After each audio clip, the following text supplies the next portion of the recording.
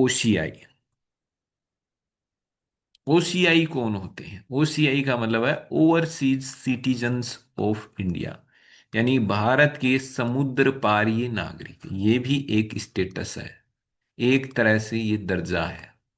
ये कोई आपसे कहे कि क्या ये कोई नागरिकता है क्या, तो आपको तो पता है 9 नंबर ने पहले ही कह दिया, एक ही होगी। भारत सरकार एक समय में एक ही नागरिकता देती है।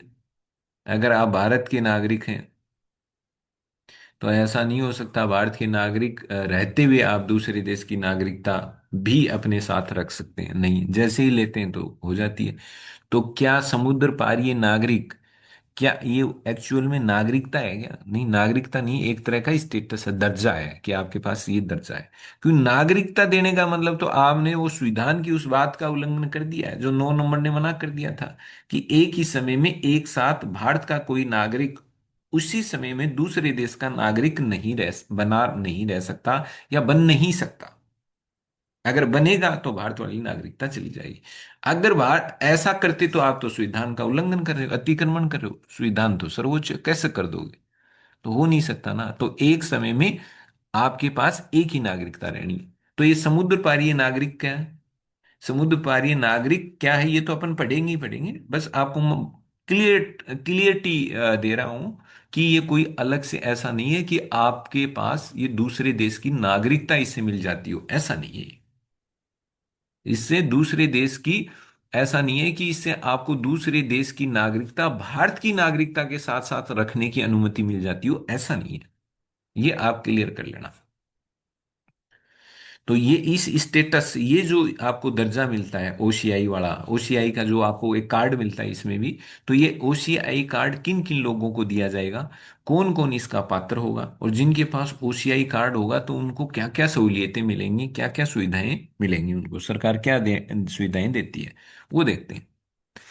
तो इसमें देखो क्या क्या दिया हुआ है कि 1955 का आपका जो मूल नागरिकता कानून है वो क्या कह रहा है कि उस कानून में समुद्र पार ये जो नागरिकता है ना, ये जो ओशियाई वाली बात है ना, ओवरसीज सिटीजन्स ऑफ इंडिया, यानी कि भारत के समुद्र पार ये जो नागरिकता वाली बात है, वो 1955 के मूल कानून में नहीं थी। ये ध्यान रखना, कोई उल्लेख नहीं था। ये नहीं पर फोकस करना, कई बार पढ़ते पढ़ते इसको भूल जाते हैं। तो अगर आपके कोई स्टेटमेंट डाल दे कि क्या ये जो ओशियाई की जो बात है,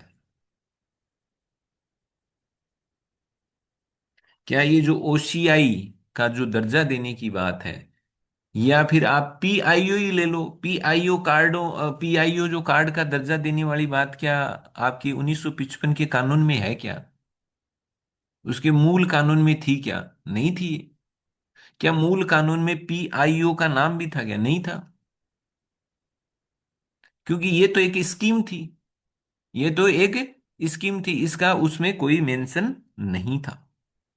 बाद में इसका मेंशन हुआ 2015 में, जब ये लिखा गया कि पीआईओ कार्ड जो धारक होंगे, वो जो केंद्र सरकार जब भी नोटिफिकेशन जारी करेगी उस तारीख से वो ओसीआई कार्ड धारक कहलाएंगी। तब जाके ये नाम आया था। क्योंकि ये तो एक स्कीम थी, आपको मैंने पहले भी बताया, पीआईओ कार्ड केवल और केवल कार्यपालिका की स्कीम थी।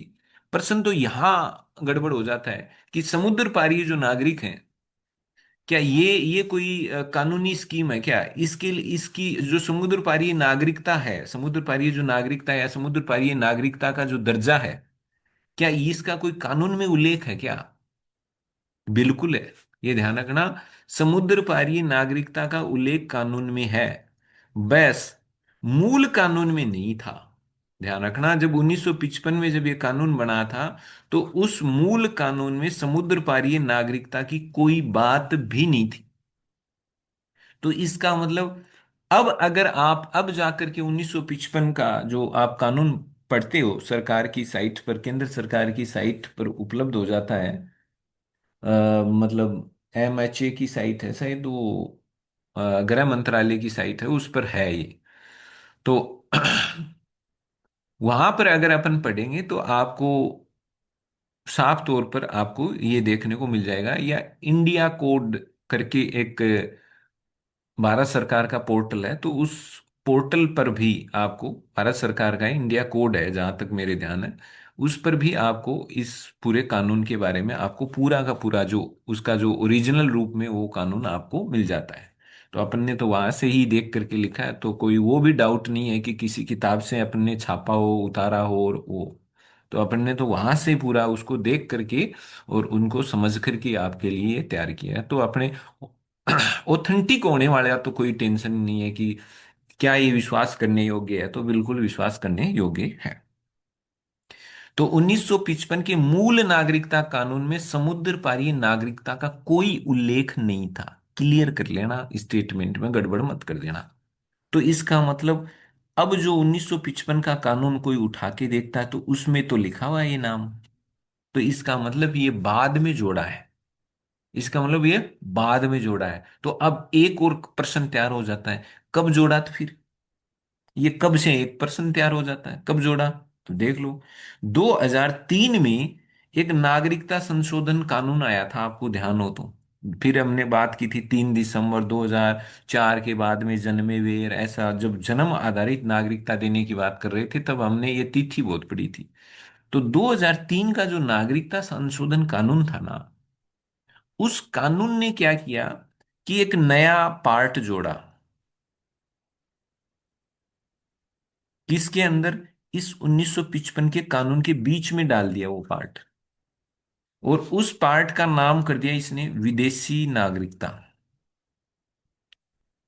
Overseas citizenship. इंग्लिश वाला याद कर लेना, समुद्र पारी रे, समुद्र पारी नागरिकता, ओवरसीज सिटीजनशिप। इस टाइटल, ये एक, इस शीर्षक से इन्होंने पूरा का पूरा एक नया भाग इंसर्ट कर दिया, उस कानून के बीच में इसको रख दिया। ये पूरा का पूरा एक पार्ट था, और जो पहले नहीं था मूल कानून में। 2003 का जब संशोधन किया गया तो पूरा का पूरा एक जो भाग था उसको इस कानून में जगह दी गई। उस 1955 के मूल कानून में उसको लिखा गया।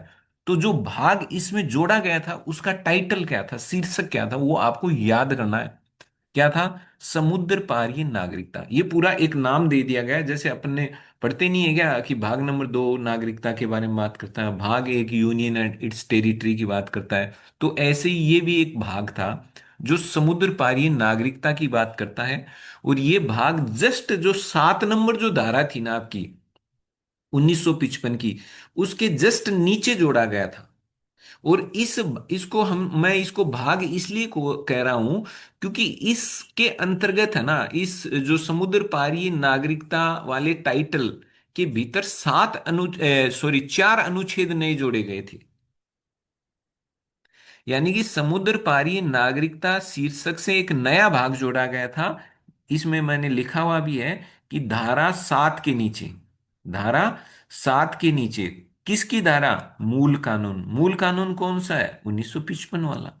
तो मूल कानून की धारा 7 के नीचे समुद्र पारी नागरिकता शीर्षक से एक नया भाग जोड़ा गया था। और इस भाग में टोटल कितने अनुच्छेद थे भाई? 4। ध्यान रखना, 4 अनुच्छेद थे। 7th A, 7th B, 7th C और 7th D नाम से जोड़ा गया। देखो मूल कानून में तो 7 पढ़ लेते हैं अपन, 3, 4, 5, 6 और 7। तो कोई बता सकता है क्या 7 वाले में कैसे नागरिकता हासिल करने की बात बताई गई थी? जब अपन 7 नंबर पढ़ते हैं तो 7 में कौन सा तरीका बताया गया था नागरिकता हासिल करने का?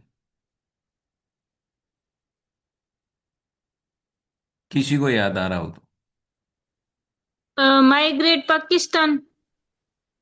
नहीं, वो संविधान वाला नहीं, वो तो संविधान का अनुच्छेद है। मैं कानून की धारा नंबर 7। वो तो वो है कि जो भारत से वहां गए थे 1 मार्च 1947 के बाद में, फिर उनको याद आ गई भारत की, फिर वो लौट आए। वो 7 है। वो अनुच्छेद है, संविधान का अनुच्छेद है। अपन 1955 के नागरिकता कानून की धारा 7 की बात कर रहे हैं। वो क्या कह सर रहा है? अगर किसी बाहरी क्षेत्र को भारत में मिलाते हैं तो फिर उन लोगों को नागरिकता कैसे मिलेगी? वो बात करता है 7, ठीक है। तो अब देखो पहले क्या था, 7 से जस्ट आगे अपन 8 पर आ जाते थे मूल कानून में। 7 के आगे 7A 7B ऐसे नहीं थे। आपने देखा था 21 में 21A जोड़ा गया था, तो 21 के जस्ट नीचे अनुच्छेद जोड़ा गया था, उससे रिलेवेंट था। ऐसे ही 7A, 7B और 7D।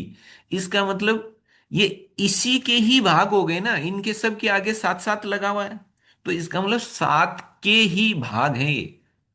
लेकिन ये पूरे के पूरे नए अनुच्छेद हैं, इसलिए लिख दिया गया 7th A, 7th B, 7th C और 7th D।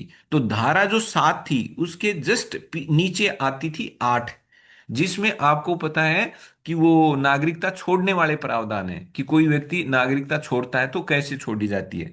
बीच में ये नहीं थे 2003 वाले संशोधन से पहले।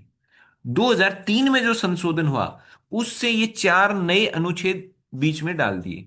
तो अब जब आप कानून पढ़ते हो तो कभी आप देख भी लेना कि उसमें जस्ट नीचे, सात के जस्ट नीचे आएगा लिखा हुआ विदेशी नागरिकता, फिर विदेशी नागरिकता नाम से तो आ गया पूरा टाइटल, उसके जस्ट नीचे लिखा हुआ 7th A, 7th B, 7th C, 7th D। तो ये सात के, 7 नंबर धारा के ही चार भाग हो गए एक तरह से। लेकिन अपन इनको सीधे सात भाग भी नहीं कर सकते क्योंकि ये पूरे के पूरे आर्टिकल है।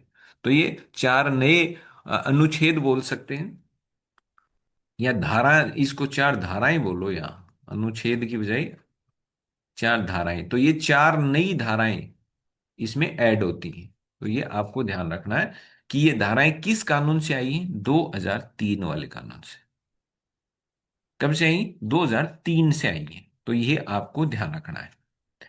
इस संशोधन कानून का नोटिफिकेशन कब जारी हुआ? 7 जनवरी 2004।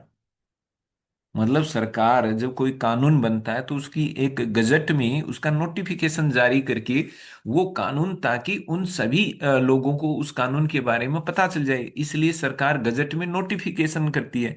नोटिफिकेशन के जरिए वो गजट में छापती है। तो इस कानून का जो नोटिफिकेशन जो गजट में जारी हुआ था वो 7 जनवरी 2004 को हुआ था। और नोटिफिकेशन कहाँ छपता था? राजपत्र में छपता है। तो इस संशोधन कानून का जो नोटिफिकेशन था वो 7 जनवरी 2004 को राजपत्र में प्रकाशित हुआ। और ये जो संशोधन कानून है ना, ये 3 दिसंबर 2004 को लागू हुआ था। याद करो आपको, जब हम तरीके पढ़ रहे थे उनमें 3 दिसंबर डेट आई थी। क्यों? क्योंकि ये कानून किस तारीख को लागू हुआ था, इसलिए। इसलिए देखो, ये कानून 2003 का है, संसद ने 2003 में इसको पारित किया। 7 जनवरी 2004 को राष्ट्रपति ने इस पर साइन किया, तो ये अधिनियमित हो गया। राष्ट्रपति के साइन होते ही कानून बन गया।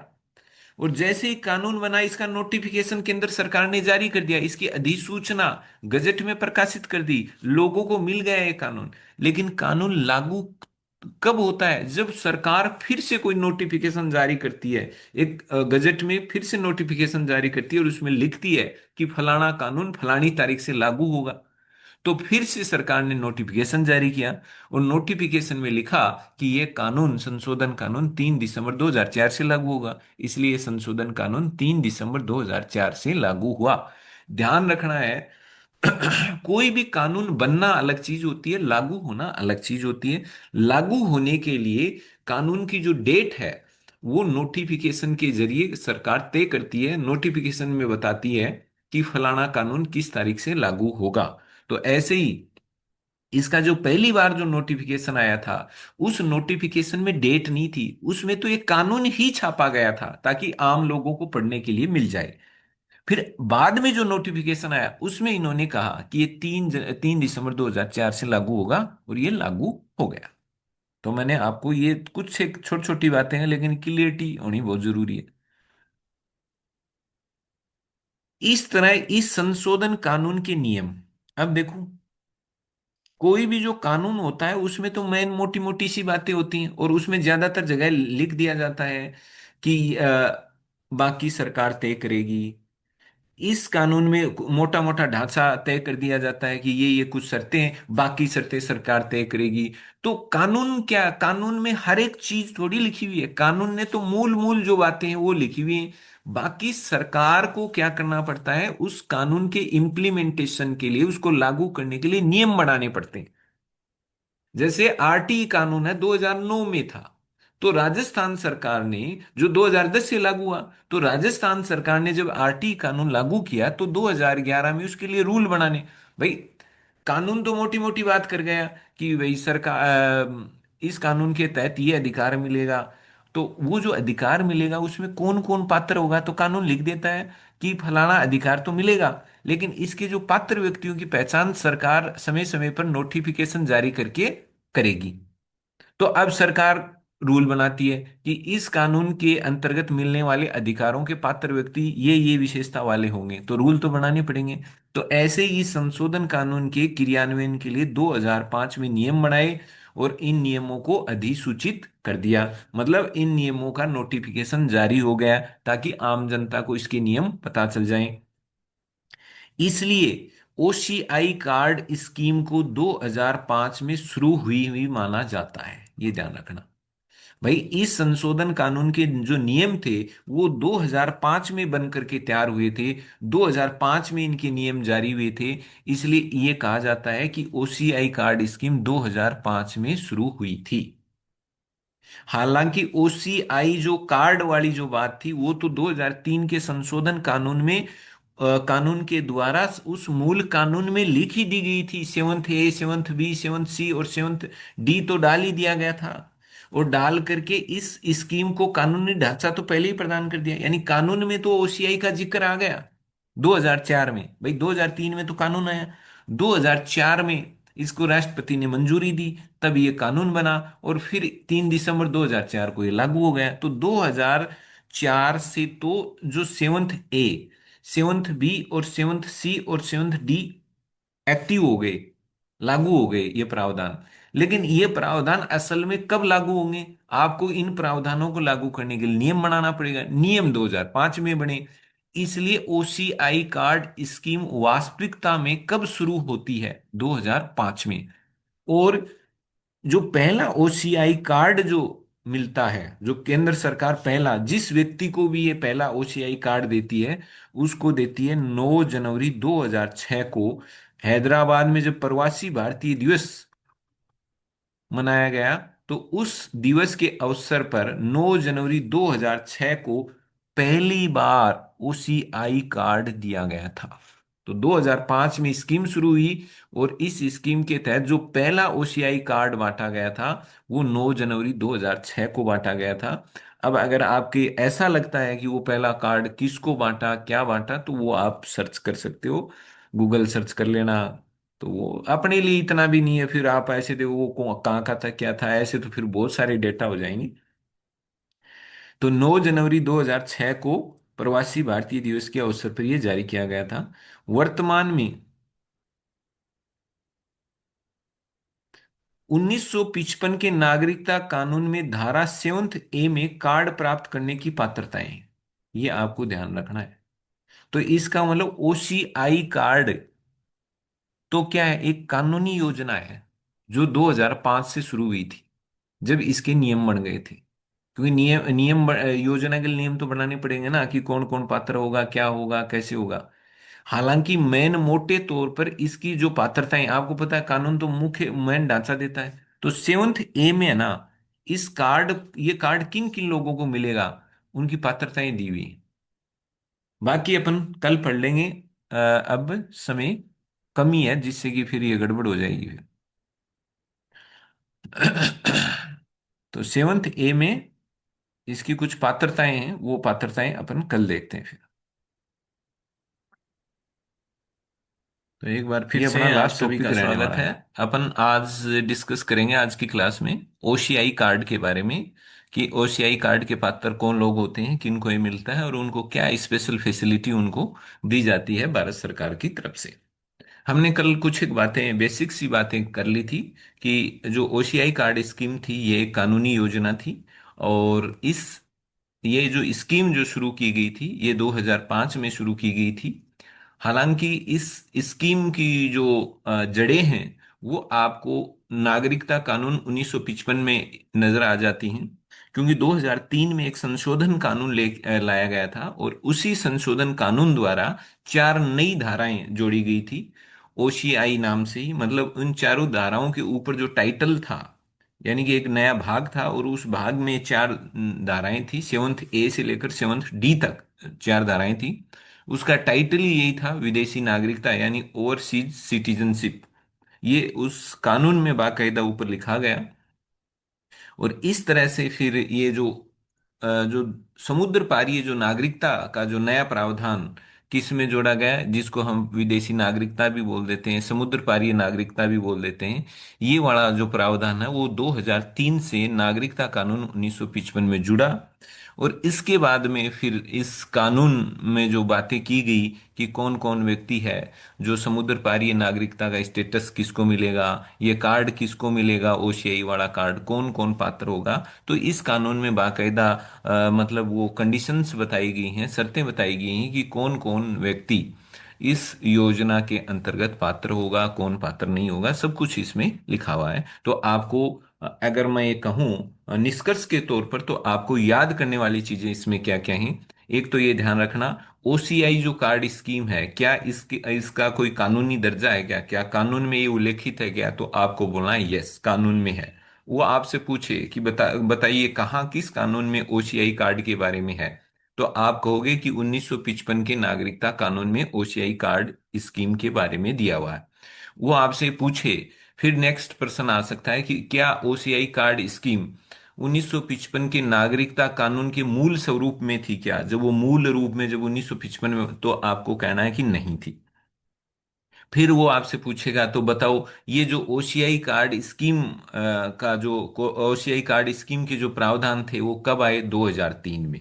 2003 के संशोधन कानून से इनको जोड़ा गया। कहाँ कहाँ जोड़ा गया, 7 के जस्ट नीचे चार नए अनुच्छेद जोड़े गए। और उस उनका टाइटल क्या दिया गया था, ओवरसीज सिटीजनशिप, यानी समुद्र पारीय नागरिकता या विदेशी नागरिकता, ये बाकायदा कानून में नाम लिखा हुआ है। तो जो कानून में लिखा हुआ वो हमें ध्यान रखना है। उसका अर्थ अपन याद करने के हिसाब से कई बार लगा लेते हैं, लेकिन कानूनी शब्दों को हमें याद जरूर करना है। तो उसमें चार धाराएं दी हुई हैं, ठीक है।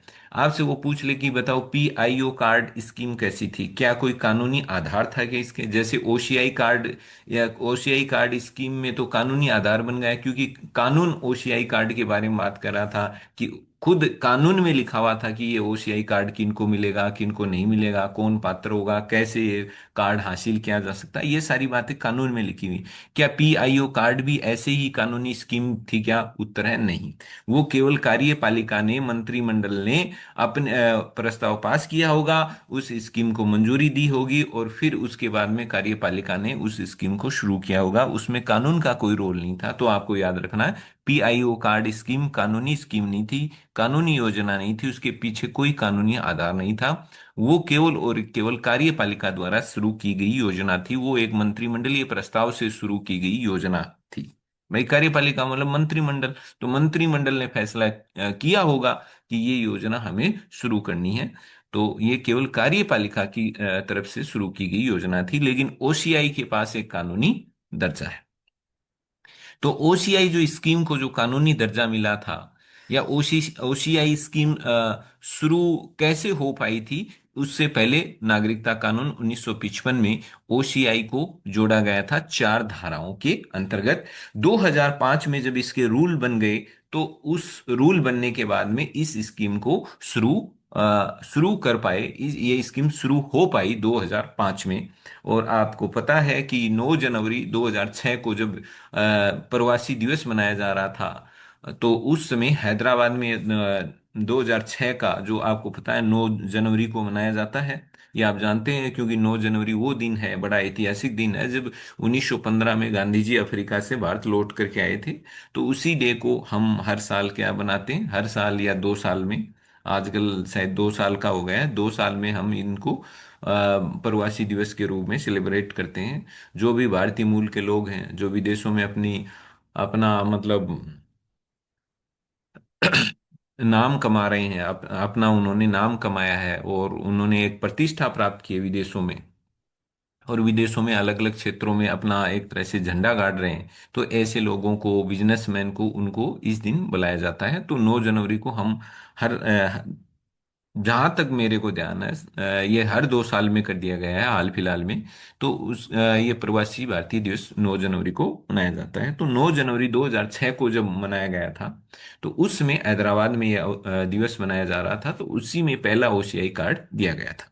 अब अपने को बात करनी है कि जो 7A, 7B, 7C और 7D, ये जो चार धाराएं हैं, ये क्या कहती हैं यहां से, मतलब अगर बहुत ही गहराई का प्रश्न आता है, भाई बेसिक आता है वो तो अपन ने अब कहानी के रूप में सुन ही लिया। अब अगर इन गहराई से प्रश्न आता है तो इन धाराओं से आपके वो प्रश्न आ सकता है। तो सबसे पहले हम 7th A धारा को डिस्कस करेंगे कि 7th A ये बताएगी कि कौन कौन व्यक्ति ओसीआई कार्ड लेने लायक है। ओसीआई कार्ड लेने लायक है, पात्र है या योग्य है, तो वो कौन व्यक्ति है। तो देखते हैं 7th A क्या कहती है। 7th A कहती है कि जो केंद्र सरकार है, वो केंद्र सरकार क्या करेगी कि जो नियम जो बनाते हैं, नियम तो सरकार ही बनाती है भाई, नियम कार्यपालिका बनाती है, कानून विधायिका बनाती है। उस विधायिका के कानून को लागू करने के लिए नियम बनाए जाते हैं। और वो जो नियम भी होते हैं वो कानून के दायरे में रह करके ही बनाए जाते हैं। कानून लिखते वक्त ही सरकार को ऐसे नियमों के लिए मतलब अधिकृत किया जाता है। तब सरकार क्या करती है, नियम बना करके उन कानूनों को जमीन पर, धरती पर, समाज के बीच में उतारती है, लागू करती है। तो यह कह रहा है कि केंद्र सरकार जो भी नियम होते हैं, उन नियमों में जो स्थितियां दी हुई होती हैं, जो प्रतिबंध बताए हुए होते हैं, जो तरीके बताए हुए हैं, उन स्थितियों, उन प्रतिबंधों और तरीकों के हिसाब से अगर कोई व्यक्ति ये OCI card, overseas citizen of India card holder, ये ये अगर कोई व्यक्ति, यानी कि OCI, overseas citizen of India, और आगे लगा दो कार्ड होल्डर। कार्ड होल्डर का मतलब ओसीआई कार्ड धारक, जिसके पास ये ओसीआई कार्ड है, वो हो गया कार्ड होल्डर, मतलब कार्ड को धारण करने वाला। तो ध्यान रखना है कि अगर कोई व्यक्ति केंद्र सरकार के बनाए हुए नियमों के अंतर्गत केंद्र सरकार के पास आवेदन करता है अपने आप को ओसीआई कार्ड धारक के रूप में पंजीकृत कराने के लिए, और केंद्र सरकार, फिर ये सवाल आता है, तो ऐसे में अगर कोई व्यक्ति अपने आप को ओसीआई कार्ड धारक, इसको मैं सिंपली कर देता हूं, आपको थोड़ा सा डिफिकल्ट लग रही होगी लैंग्वेज, इसको सिंपली ये कहेंगे कि कोई व्यक्ति अपने आप को एक ओसीआई कार्ड धारक के रूप में पंजीकृत कराने के लिए जब केंद्र सरकार के पास आवेदन करता है, और जो आवेदन करेगा तो वो किस हिसाब से करेगा, जो नियमों में बताए हुए होते हैं, जो नियम बताए हुए हैं, तौर तरीके बताए हुए हैं, जो प्रारूप बताए हुए हैं, जो प्रोसेस बताया हुआ, उन सब के अधीन रहते हुए वो आवेदन करता है।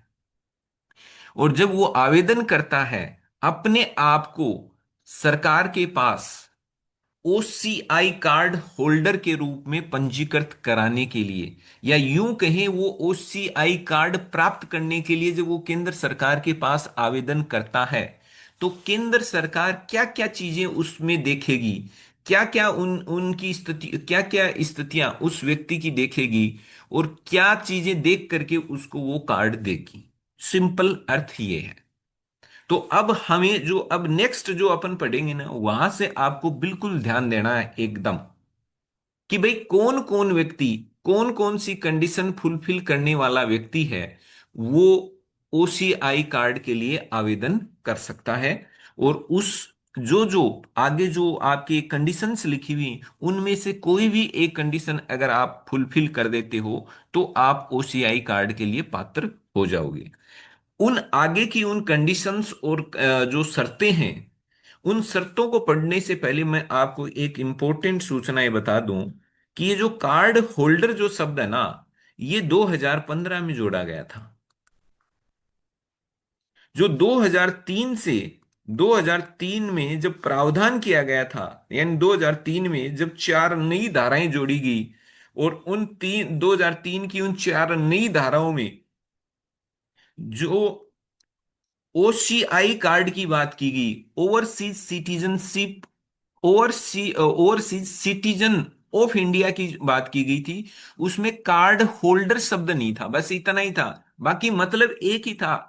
उस समय भी जो ये ओसीआई का स्टेटस जिनके पास होता था, उनको भारत सरकार एक कार्ड देती थी। वो एक तरह की आइडेंटिटी थी, आपकी पहचान थी कि आप ओसीआई नागरिकता आपके पास है, या आपके पास ओसीआई स्टेटस है, दर्जा है। वो उसकी एक पहचान होती थी। तो 2003 में जब जो चार धाराएं आई थी, उनमें ध्यान रखना, उसमें कार्ड होल्डर शब्द नहीं है, केवल ओसीआई शब्द है। ओवरसीज सिटीजन ऑफ इंडिया यहां तक का जो शब्द था, ये 2003 के संशोधन कानून में था। और इस संशोधन कानून से सीधा गया 1955 के कानून में। तो आपसे अगर कोई पूछे कि ओसीआई वर्ड कब से है, तो आप ये कहोगे 2003 के संशोधन कानून से है और 2004 से है। मैं ऐसा क्यों कह रहा हूं? क्योंकि जो संशोधन कानून था वो 2003 का था, 2004 में राष्ट्रपति ने मंजूरी दी। और ये जो कानून के जो प्रावधान थे, ये लागू कब से हुए थे? 3 दिसंबर 2004 से। तो वो आपको जैसे भी पूछे, उसके पूछने के लहजे के हिसाब से, उसके पूछने के तौर तरीके के हिसाब से आपको छांट करके एआई की तरह आपको उत्तर दे देना। आपके पास तो पूरा कंटेंट हो गया है कि हाँ, ये लागू हुआ, ये सहमति हुई, ये राष्ट्रपति ने साइन किया, ये प्रभावी हुआ, वो सारा है। तो 2003 से ये ओसीआई वर्ड तो आ गया, लेकिन कार्ड होल्डर वर्ड कब आ रहा है? 2015 में, जब फिर से नागरिकता कानून में संशोधन हुआ था। और जो नागरिकता कानून में संशोधन हुआ, तो उसके बाद में ओसीआई के आगे कार्ड होल्डर शब्द जोड़ दिया गया, बस केवल इतना किया गया, बाकी चीजें ठीक हैं। बाकी ओसीआई का दर्जा 2005 से दिया जा रहा था, और वो अब भी दिया जाता है। अब भी ओसीआई कार्ड मिलता है, यानी 2005 से ओसीआई कार्ड देने की स्कीम शुरू हुई थी, और अब भी चालू है। बस कानून में कार्ड होल्डर वर्ड 2015 में जोड़ा गया था। ये बिल्कुल मैंने तो एकदम खोल के आपको बता दिया है। तो चलो अब और स्पीड से, थोड़ा सा स्पीड से चलते हैं कि कौन कौन व्यक्ति होंगे जो इस ओसीआई कार्ड के लिए आवेदन कर सकते हैं। तो सबसे पहले, इसमें ये लिखा हुआ है, इसलिए आपको ध्यान रखना है, कानून में पूर्ण आयु व क्षमता का वह व्यक्ति। तो ये लाइन तीनों ही आगे के, ये जो तीन तरह के जो व्यक्ति हैं, आगे ये जो तीन तरह के व्यक्ति हैं, ये तीन तरह के व्यक्ति सबसे पहले क्या होने चाहिए? पूर्ण आयु व क्षमता वाले होने चाहिए। ये तो सबके लिए ही है। ये जो आगे तीन पार्ट में बांटा गया है अपने पहले, भाई ये कहता है कि जो भी व्यक्ति अगर सोच रहा है कि मैं ओसीआई कार्ड ले लूं, स्टेटस हासिल कर लूं, और वो इसके लिए पंजीकरण कराने की सोच रहा है ना, तो पहले वो अपने आप को जान ले कि क्या वो कानून के लिहाज से उसने आयु पूर्ण कर ली है, क्या वो कानून के हिसाब से पूर्ण क्षमतावान व्यक्ति है, पूर्ण रूप से सक्षम व्यक्ति है। तो अगर वो है, तो फिर आगे 1 2 3 वाली कंडीशंस उसकी देखी जाएंगी। अगर वो 1 वाली कंडीशन में फिट होता है, सेकंड वाली में फिट होता है, या तीसरी में फिट होता है, किसी एक में भी फिट होता है, तो वो पंजीकरण करा लेगा अपने आप का ओसीआई कार्ड धारक के रूप में, और गवर्नमेंट उसको ओसीआई कार्ड दे देगी। मेरे हिसाब से आपकी चीजें समझ में आ गई होंगी। तो यहां 1 2 3 में अपन बात करेंगे कि वह व्यक्ति, तो ध्यान रख लेना, वह व्यक्ति कैसा होना चाहिए? पूर्ण आयु है, क्षमता वाला।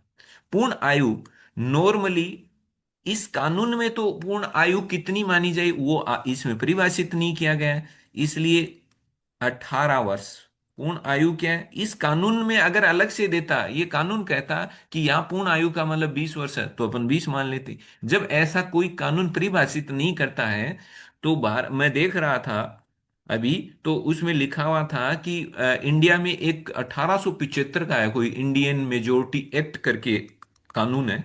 उस कानून में ये लिखा हुआ है कि अगर कोई कानून खुद से, अगर वो कोई आयु का डिस्कस कर रहा है, और वो खुद से कोई ये नहीं बता रहा है कि मैं मेरे कानून में जो आयु बता रहा हूं, और उसने खुद उसमें परिभाषा नहीं दी कि मैंने जो आयु शब्द बोला है वो मेरे कानून के संदर्भ में आयु का मतलब 18 है, 16 है, 20 है, 22 है, 25 है, कितनी, ऐसा उसने कुछ नहीं लिखा।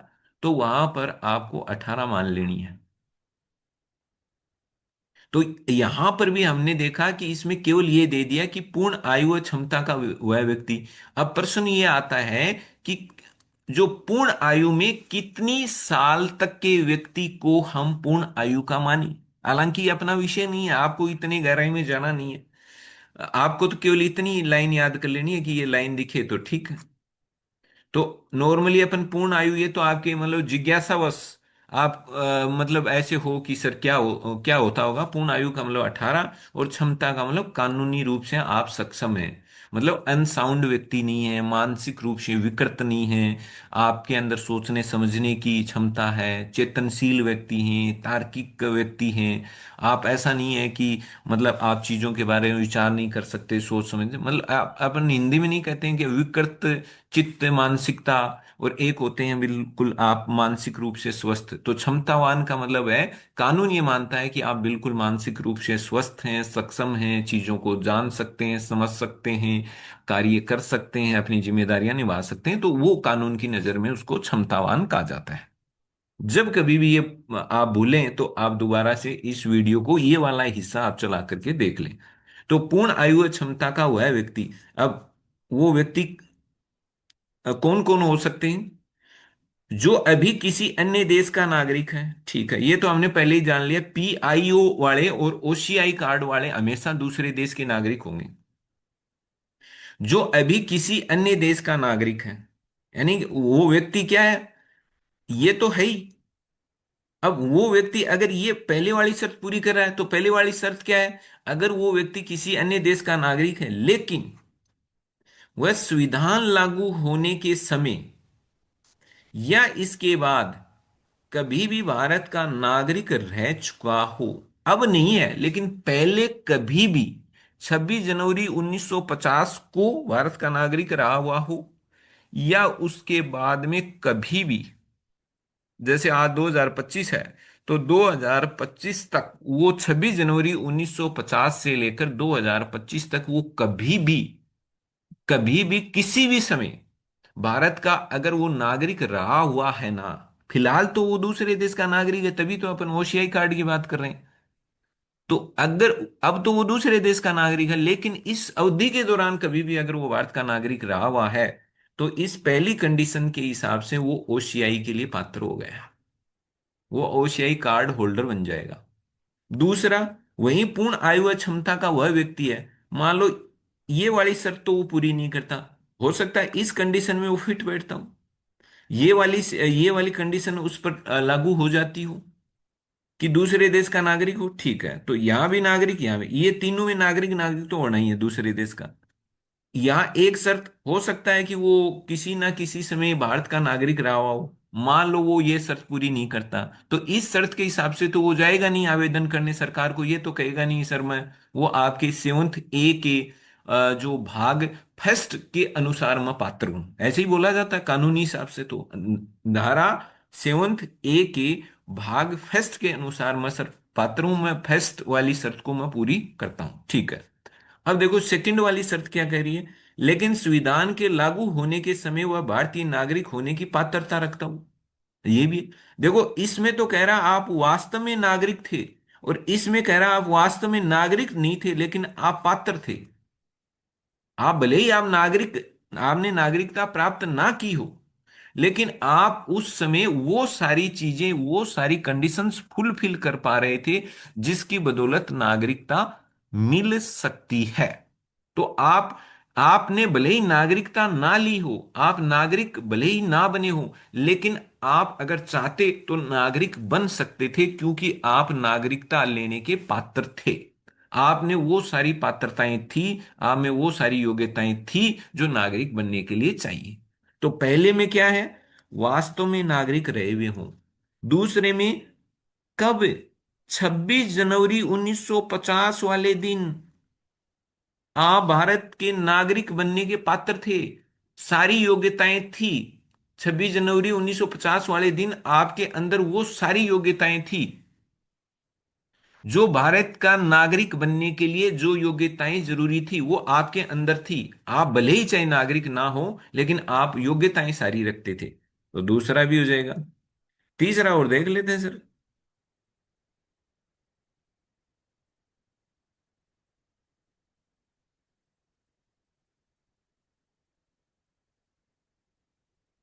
तीसरा वो बोल रहा है, वही नागरिक है लेकिन ऐसे क्षेत्र से संबंधित रहा हुआ है, मतलब बिलोंग्ड रहा हुआ है, जुड़ा हुआ रहा हुआ है, उसका कनेक्शन रहा हुआ है, जो 15 अगस्त 1947 के बाद भारत से जुड़ा। यानी कि 15 अगस्त जैसे वही बात आ गई, वही पुर्तगाली उपनिवेशी क्षेत्र, फ्रांसीसी उपनिवेशी क्षेत्र, वही पांडिचेरी, गोवा, दमन दीव। अगर आप इन क्षेत्रों से आपका जुड़ाव रहा हुआ है, वहां कानून में यही लिखा हुआ है, बिलोंग टू दीज एरियाज, मतलब ऐसे कुछ लिखा हुआ है, वहां बिलोंग शब्द ही लिखा हुआ है। वहां ऐसा नहीं लिखा हुआ कि कोई जन्मा हुआ है, ऐसा ऐसा कुछ भी अन्यथा नहीं लिखा हुआ। केवल इतना लिखा हुआ है कि आपका कनेक्शन उन क्षेत्रों से रहा हुआ होना चाहिए, आप संबंधित रहे हुए होने चाहिए। अब संबंधित हो सकता है आप जन्मे हुए भी हो सकते हैं, अपन तो ये बात कर रहे हैं, हालांकि ये लिखा हुआ नहीं है, वहां केवल बिलोंग्ड लिखा हुआ है। बिलोंग्ड का मतलब होता है संबंधित। तो आप उन क्षेत्रों से संबंधित रहे हुए होने चाहिए। हो सकता है आप उन क्षेत्रों में निवासी रहे हुए हो सकता है आपने जन्म लिया हो सकता है आपने जन्म भी लिया हो, निवास भी किया हो, लेकिन उसमें लिखा कि आप ऐसे क्षेत्रों से संबंधित रहे हुए होने चाहिए जो 15 अगस्त 1947 के बाद में देश में मिल गए थे, देश का हिस्सा बन गए थे, Beckham A part of India. चौथा देखो, यदि वह उपयुक्त तीनों में से किसी भी वर्ग में शामिल, तीन हो गए ना, एक दो तीन, ये तीन, इसमें से किसी भी वर्ग में शामिल किसी भी व्यक्ति का बेटा बेटी है, पोता पोती है, या पड़पोता पड़पोती है, तो वो भी ओसीआई का पात्र हो जाता है। ये कह रहा है ये तीन कैटेगरी के जो लोग हैं, इन तीनों में से आप किसी भी एक कैटेगरी में फिट होते हो। मान लो हो सकता है कि आप वो हो जो 26 जनवरी 1950 को आप नागरिकता की पात्रता रखते हो, भारत का नागरिक बनने की आपके पास पात्रता थी। हो सकता है कि आप कभी ना कभी इस टाइम पीरियड में भारत के नागरिक रहे हुए हों। हो सकता है आप ऐसे क्षेत्र से संबंधित रहे हुए हों जो बाद में भारत का हिस्सा बन गए हो। अगर आप इनमें से तीनों में से किसी भी कैटेगरी के आप व्यक्ति हैं, तो आपके पोते, आपके पड़पोते, आपके आगे तीस चौथी पीढ़ी की बात मत करो, आपके बेटा बेटी पोता पोती पड़पोता पड़पोती, यानी तीसरे तीन आगे तक की जो पीढ़ियां हैं, उन तीन आगे तक की जो पीढ़ियों के जो बच्चे होंगे, जो लोग होंगे, वो भी ओसीआई के पात्र हो जाएंगे। इन तीन पीढ़ियों को जाप तो कर दियो। ठीक है। फिर ये बी वाला पॉइंट क्या कह रहा है कि उपयुक्त एक क्लोज में, यानी कि जो ऊपर गया ना, एक ए तीन भाग हो गए, एक क्लोज में चार श्रेणियों में, चार हो गए ना ये रहा। तो ये क्या कह रहा है, उस ए वाले भाग, अगर उस ए को अपन एक भाग मान लें तो उसके चार उपभाग हो गए। तो ये कह रहा है इस ए की जो चार श्रेणियों में से किसी भी श्रेणी के पात्र व्यक्ति, आप इन चार में से किसी भी श्रेणी में फिट बैठते हो। जैसे इसमें भी हो सकते हैं आप बेटा बेटी पोता पोती पड़पोता पड़पोती में से भी हो सकते हैं। आप इनमें से किसी भी श्रेणी में है ना, तो आपके अवयस्क बच्चे भी क्या हो जाएंगे, पात्र हो जाएंगे। अब इससे क्या हो गया, ये अवयस्क वाला बच्चे की लाइन डालने से फायदा क्या हो गया कि ऊपर वाली इस कैटेगरी तक तो देखोगे कि आपके आगे की केवल तीन पीढ़ियों की बात की गई है, बेटा बेटी पोता पोती पड़पोता पड़पोती। यानी यहां आप बैठे हुए हैं तो यहां आगे की तीन आपकी आगे आने वाली तीन पीढ़ियां। लेकिन इस लाइन से ये लगता है कि अब ये वाली अब टेंशन ही हट गई कि जो भी है इसमें हर एक आगे वाली पीढ़ी का जाब्ता कर दिया अवयस्क बच्चे। किसके, इन चार में से। तो अवयस्क बच्चे मतलब उससे आगे वाले हो जाएंगे। अब ये पड़पोता है, इस पड़पोते का जो बच्चा होगा वो, ये पड़पोता इस कैटेगरी का आ गया, इस पड़पोते का बच्चा अवयस्क बच्चा, वो भी क्या हो गया, ओसीआई का पात्र। फिर ये बड़ा हुआ, इसका जो बच्चा है वो भी अवयस्क बच्चा हो गया, वो फिर इसमें आ जाएगा। तो कहने का मतलब है कि ये इसमें अगर आपको ज्यादा ये इतना मतलब ये लग रहा है कि सर ये तो हार्ड पड़ रहा है, तो आप केवल इतना याद कर लें। मुझे नहीं लगता है इतना समझाने के बाद में हार्ड तो नहीं होगा। फिर भी अगर लगता है तो ये चार कैटेगरी तो मैंने आपको याद कराई दी। और चौथी कैटेगरी ये कहती है कि आप इनमें से किसी भी कैटेगरी में अगर फिट बैठ रहे हैं तो आपके सारे अवयस्क बच्चे, जो भी ये इस कैटेगरी के जितने भी व्यक्ति हैं उनके अवयस्क बच्चे, अवयस्क तो मतलब नाबालिग जो बच्चे हैं। अब वही बात आ जाती है, 18 साल वालों को बालिग मानते हो तो उससे कम वाले नाबालिग हो गए।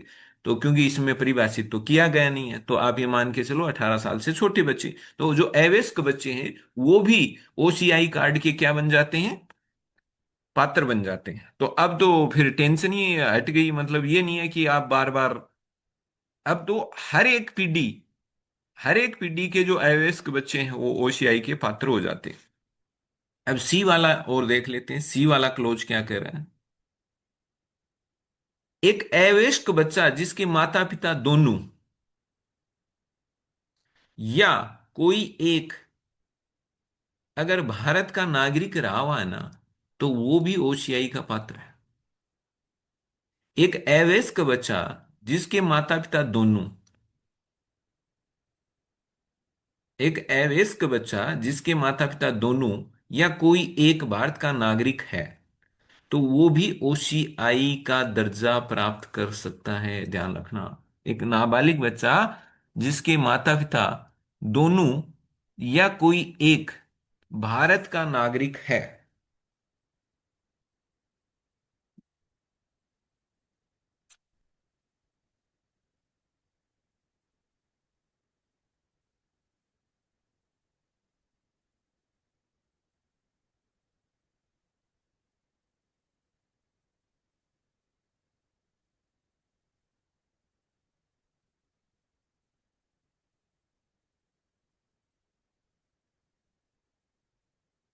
तो ये सी वाला क्या कह रहा है कि अगर कोई अवयस्क बच्चा है, नाबालिग बच्चा है और उसके माता पिता दोनों या कोई एक अगर भारत का नागरिक है, तो वो अवयस्क बच्चा भी ओसीआई कार्ड का पात्र बन जाता है।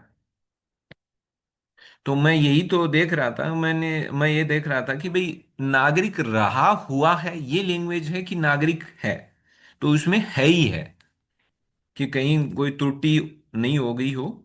तो इसमें यही लिखा हुआ है कि एक अवयस्क बच्चा जिसके माता पिता दोनों भारत के नागरिक हैं अथवा दोनों में से कोई एक भारत का नागरिक हो, तो वो भी ओसीआई कार्ड का पात्र बन जाता है। ये है। अब डी वाला देखो। डी वाले में थोड़ा सा आपको, ये वाले तो सीधे सीधे थे, डी वाले को थोड़ा सा आप अच्छे से समझ लें, क्योंकि ज्यादा लंबा चौड़ा लिखा हुआ है। लेकिन घबराने वाली बात नहीं है, अपन बैठे हैं समझा देंगे इसको। देखो, स्पाउस वर्ड को अपन ने कल ही क्लियर कर लिया था। स्पाउस का मतलब वैवाहिक संबंधी, जिसके साथ आपने विवाह किया है वो आपका स्पाउस हो जाता है। पति भी हो सकता है, पत्नी भी हो सकता है। तो भारतीय नागरिक के विदेशी मूल के स्पाउस, यानी कि आप भारत के नागरिक हैं लेकिन आपकी पत्नी या आपका पति जो आपका स्पाउस है वो भारतीय मूल का नहीं है, वो विदेशी मूल का है। वो भारतीय मूल का मतलब उसके बाप दादा, उसके दादा, उसके दादा कोई न कोई तो भारत में जन्मे हुए हों, भारत में नागरिक रहे हुए हों, तब अपन कहते हैं उनको कि ये भारतीय मूल के हैं। लेकिन जो आपका स्पाउस है, मान लो आप लड़का हैं, आपकी पत्नी दूसरे देश की है, और आप जो लड़का है वो भारत के नागरिक हैं, और जो लड़की है वो किसी दूसरे देश की नागरिक है, और उसका भारत से कई पीढ़ियों पहले तक कोई कनेक्शन नहीं रहा हुआ, मतलब परदादा तक भी उनका कोई कनेक्शन नहीं रहा। क्योंकि कनेक्शन होते ही तो आप भारतीय मूल के हो जाओगे ना। विदेशी मूल का मतलब आपका कनेक्शन, आपकी कोई भी जड़ ऐसी नहीं है जो भारत से कभी भी निकली हो। मूल का मतलब कभी ना कभी तो आपका कनेक्शन रहा हुआ, दादा परदादा तक कोई ना कोई तो कनेक्शन हुआ। लेकिन आप विदेशी मूल का मतलब आपका कनेक्शन भारत से कुछ नहीं है, और आप ऐसे स्पाउस हैं। तो जब आपका भारत, आप भारत के, खुद भारत के नागरिक हैं, आपकी स्पाउस मतलब पति या पत्नी विदेशी मूल की है, या ओसीआई कार्ड धारक, आप ओसीआई कार्ड धारक हो सकते हैं। और आपका जो स्पाउस है, आपका चाहे वो पति भी हो सकता है, पत्नी भी हो सकता है, वो विदेशी मूल का है। ठीक है, दो कंडीशन दे दिया। ठीक है। जिनकी शादी का रजिस्ट्रेशन होने के बाद उनकी शादी हो गई। ठीक है, स्पाउस है तो इसका मतलब पहले शादी हुई है तभी तो स्पाउस बने। शादी का उन्होंने रजिस्ट्रेशन भी करा लिया है सर। ठीक है, गवर्नमेंट के पास उन्होंने रजिस्ट्रेशन करा लिया। जिससे आपने देखा होगा वो मैरिज सर्टिफिकेट मांगते हैं ना कई जगह, तो वो मैरिज सर्टिफिकेट रजिस्ट्रेशन कराने के बाद में ही तो जारी हुआ है। तो ऐसे ही इन्होंने भी रजिस्ट्रेशन करा लिया। रजिस्ट्रेशन कराने के बाद कम से कम लगातार, ये लिखा हुआ है, मैंने नहीं जोड़े, ध्यान रख लेना। जो कानून में जो शब्द है ना, शब्द इंग्लिश वाला जो इस जो कानून का वर्जन है इंग्लिश वर्जन में, उसमें ये लिखे हुए हैं। और जहां मुझे लगा इसको सरल भाषा बनाते वक्त भी कुछ शब्दों को मैंने ध्यान रखा है कि भाई नहीं, वो शब्द गड़बड़ नहीं हो जाने चाहिए। तो उसमें लिखा हुआ है कि जिनकी शादी का रजिस्ट्रेशन होने के बाद कम से कम लगातार वो 2 साल हो गए हो, उनको एक वैध तरीके से, वैलिड तरीके से पति पत्नी के रूप में रहते हुए वो उन्हें 2 साल हो गए हों, और उनकी शादी पिछले 2 साल से, यानी रजिस्ट्रेशन के बाद 2 साल से उनकी शादी अच्छे से चल रही है और वो पति पत्नी के रूप में रह रहे हैं। वैध शादी इसको बोला जाता है। वैध का मतलब ऐसा नहीं हो कि उन्होंने जैसे मान लो शादी की, रजिस्ट्रेशन करा लिया और फिर उन्होंने तलाक ले लिया हो, या फिर वो विदेश में रहती हो, भारत में रहता हो, मतलब वो वैध नहीं है, वो वैलिड शादी नहीं है। इसका मतलब हो सकता है कि आपने ओसीआई कार्ड के चक्कर में ही फर्जी शादी की हो, शादी की, रजिस्ट्रेशन कराया, तलाक ले लिया हो। तो इसका मतलब लगातार आप 2 साल, आपकी शादी लगातार 2 साल नहीं चली ना। तो कहने का मतलब ये है कि आपकी शादी लगातार 2 साल तक चलती रहे, और जब वो 2 साल तक आपकी शादी चलती रही, तो ही फिर आप उसके बाद में ओसीआई कार्ड के लिए आवेदन कर पाओगे। अगर आपकी शादी 2 साल तक चलने से पहले ही खत्म हो गई, तलाक हो गया, शादी खत्म हो गई, शादी रद्द हो गई, तो आप ओसीआई के लिए आवेदन नहीं कर पाओगे। और ध्यान रखना है, ये 2 साल वाली जो शादी है ये लगातार चलनी चाहिए।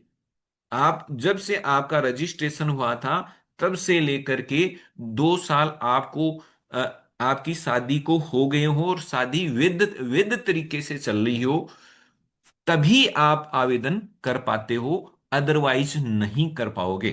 तो इसमें वो जो फॉल्ट आने का डर रहता है ना कि कोई ओसीआई कार्ड के चक्कर में शादी फर्जी तरीके से कर ले, फिर तलाक वलाक ले लें, ऐसा ये मामला अब ये ऐसी शर्त डालने से खत्म हो गया अधिकांश तौर पर। तो ओसीआई के लिए आवेदन कर सकते हैं, लेकिन इससे पहले भारत सरकार, जब आप आवेदन करोगे ना, तो भारत सरकार ये भी देखेगी कि कहीं आपको हम ओसीआई कार्ड का दर्जा दे रहे हैं, आप लायक तो हैं क्या। आपकी जितने आप आपका पूरा बैकग्राउंड चेक किया जाएगा, यानी कि आपकी सुरक्षा, यानी सिक्योरिटी क्लियरेंस आपको मिलना जरूरी है, तभी आपका पंजीकरण होगा ओसीआई कार्ड के लिए। इसको सिंपल अगर बात करें तो मैं ये कह सकता हूं कि एक भारत का कोई नागरिक है, उसने किसी दूसरे देश के नागरिक से शादी की, और वो जो विदेशी महिला मान लेते हैं, विदेशी महिला जिससे उसने शादी की वो विदेशी मूल की ही है। अब उनकी शादी का रजिस्ट्रेशन उन्होंने करा लिया, और रजिस्ट्रेशन के बाद में वो पिछले 2 साल से पति पत्नी के रूप में रह रहे हैं, और वैध तरीके से उनकी अच्छे से वो शादी चल रही है। अब वो तो खुद तो है ही भारत का नागरिक। अब उनकी जो पत्नी है, जो विदेशी मूल की है, अब वो आवेदन कर रही है कि मुझे ओसीआई कार्ड दे दो, क्योंकि मैं ये डी वाली कंडीशन फुलफिल कर रही हूं। तो ऐसा है क्या जैसे ही वो फार्म भरेगी तो तुरंत सरकार उसको दे देगी? नहीं नहीं, ये सब दिया हुआ है बाकायदा, सिक्योरिटी क्लियरेंस मिलना जरूरी है उसको।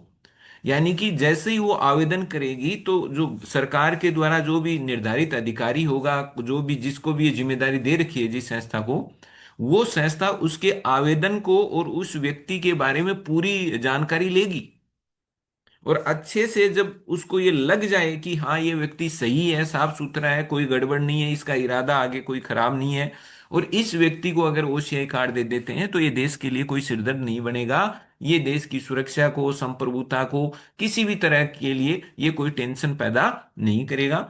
और जब इनको ये सारे इन चीजों पर ये सब ओके पाया जाए कि हाँ ठीक है, इसके ओसीआई कार्ड मिलने से देश की सुरक्षा पर कोई आंच आने वाली नहीं है, देश की संप्रभुता को कोई नुकसान नहीं होगा, और ये आदमी का बैकग्राउंड ठीक है, ये आदमी सही है, जब उसको सुरक्षा क्लियरेंस मिल जाए, सिक्योरिटी क्लियरेंस मिल जाए, जो भी सरकारी आदमी जिसको जिम्मेदारी दे रखी है कि आप इसके आवेदन की अच्छे से जांच करोगे और सब कुछ चीजें सही पाए जाने पर ही आप इसको ओसीआई कार्ड दोगे, तो जब वो जांच कर ले और वो अपनी जांच में ये कह दे, ये इस निष्कर्ष पर पहुंच जाए कि ये व्यक्ति बिल्कुल सही है, अच्छा है, और इसका बैकग्राउंड भी अच्छा है, और इसके ओसीआई कार्ड मिलने से इससे भारत को किसी प्रकार की कोई दिक्कत नहीं आने वाली, ये अच्छे इंटेंशन वाला व्यक्ति है, अच्छे इंटेंशन से ये ले रहा है, और सुरक्षा को, संप्रभुता को किसी तरह का इस व्यक्ति से कोई खतरा नहीं होगा,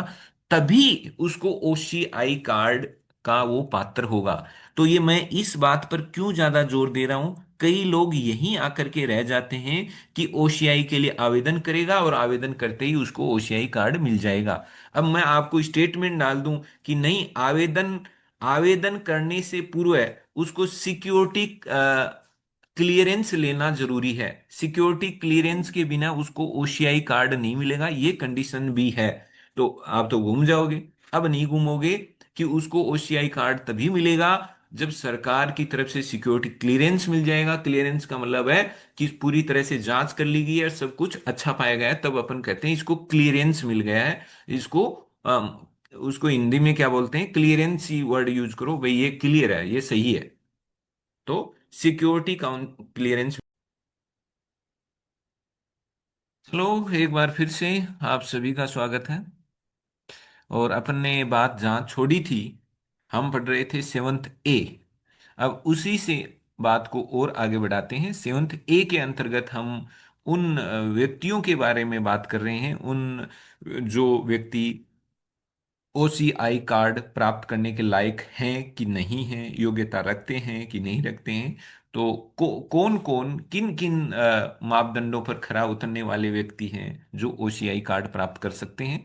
तो हम उन शर्तों को पढ़ रहे हैं कि कैसी कैसी शर्तें हैं जो कानून में दी हुई हैं, और उन शर्तों को पूरा करने वाला व्यक्ति ओसीआई कार्ड प्राप्त कर सकता है। इसमें हमने काफी कुछ पढ़ लिया था, और हम यहाँ तक आ गए थे कि जो भारतीय भारतीय नागरिक का कोई विदेशी मूल का स्पाउस है, वो, या फिर जो ओसीआई जो कार्ड धारक हैं, उनका भी अगर कोई विदेशी मूल का स्पाउस है, तो वो भी ओसीआई कार्ड के लिए आवेदन कर सकता है। लेकिन उसके ऐसा नहीं है आवेदन करते ही उसको, आपको ओसीआई कार्ड मिल जाएगा, ऐसा नहीं है। उसको सिक्योरिटी क्लियरेंस लेना पड़ेगा, सरकार उसकी सारी जांच वांच करेगी, और सब कुछ एकदम परफेक्ट होने पर ही, कि इससे कोई खतरा वतरा नहीं है, तभी उसको आप ओसीआई कार्ड देंगे, अदरवाइज नहीं। और उससे पहले वो शादी वाली और 2 साल वाली बात आपको याद रखनी है।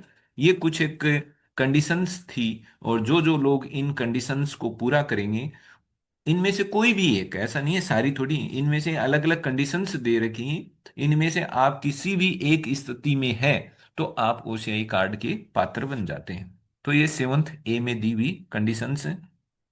अब अपन आगे बढ़ते हैं, देखते हैं और क्या दिया हुआ है। और ए से स्पाउस, अपने ऊपर वाली तो बात ही कर ली। ए से स्पाउस जो पाकिस्तान बांग्लादेश का नागरिक वर्तमान में, ध्यान रखना, ये कह रहा है कि बाकी स्पाउस में दिक्कत नहीं है, आप कहीं के हो, Indonesia, Malaysia, Thailand, Myanmar, Burma, कहीं भी कहीं के हो, आपको कोई दिक्कत नहीं है, अमेरिका, कनाडा, कहीं के हो, इन दो देशों के, ये उसमें लिखा हुआ है कानून में, कि पाकिस्तान, और अगर आप बांग्लादेश के स्पाउस हैं, या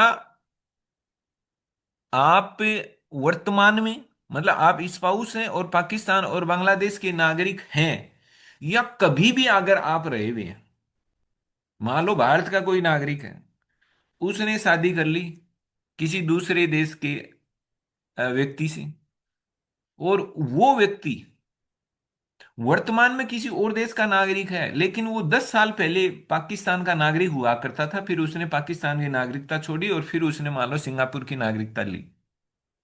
तो भले ही अब आपका वर्तमान में वो आपका जो स्पाउस है, पति है, पत्नी है, वो सिंगापुर का होगा, लेकिन उसका कनेक्शन पाकिस्तान से रहा हुआ है, तो कानून कहता है नहीं मिलेगी भाई।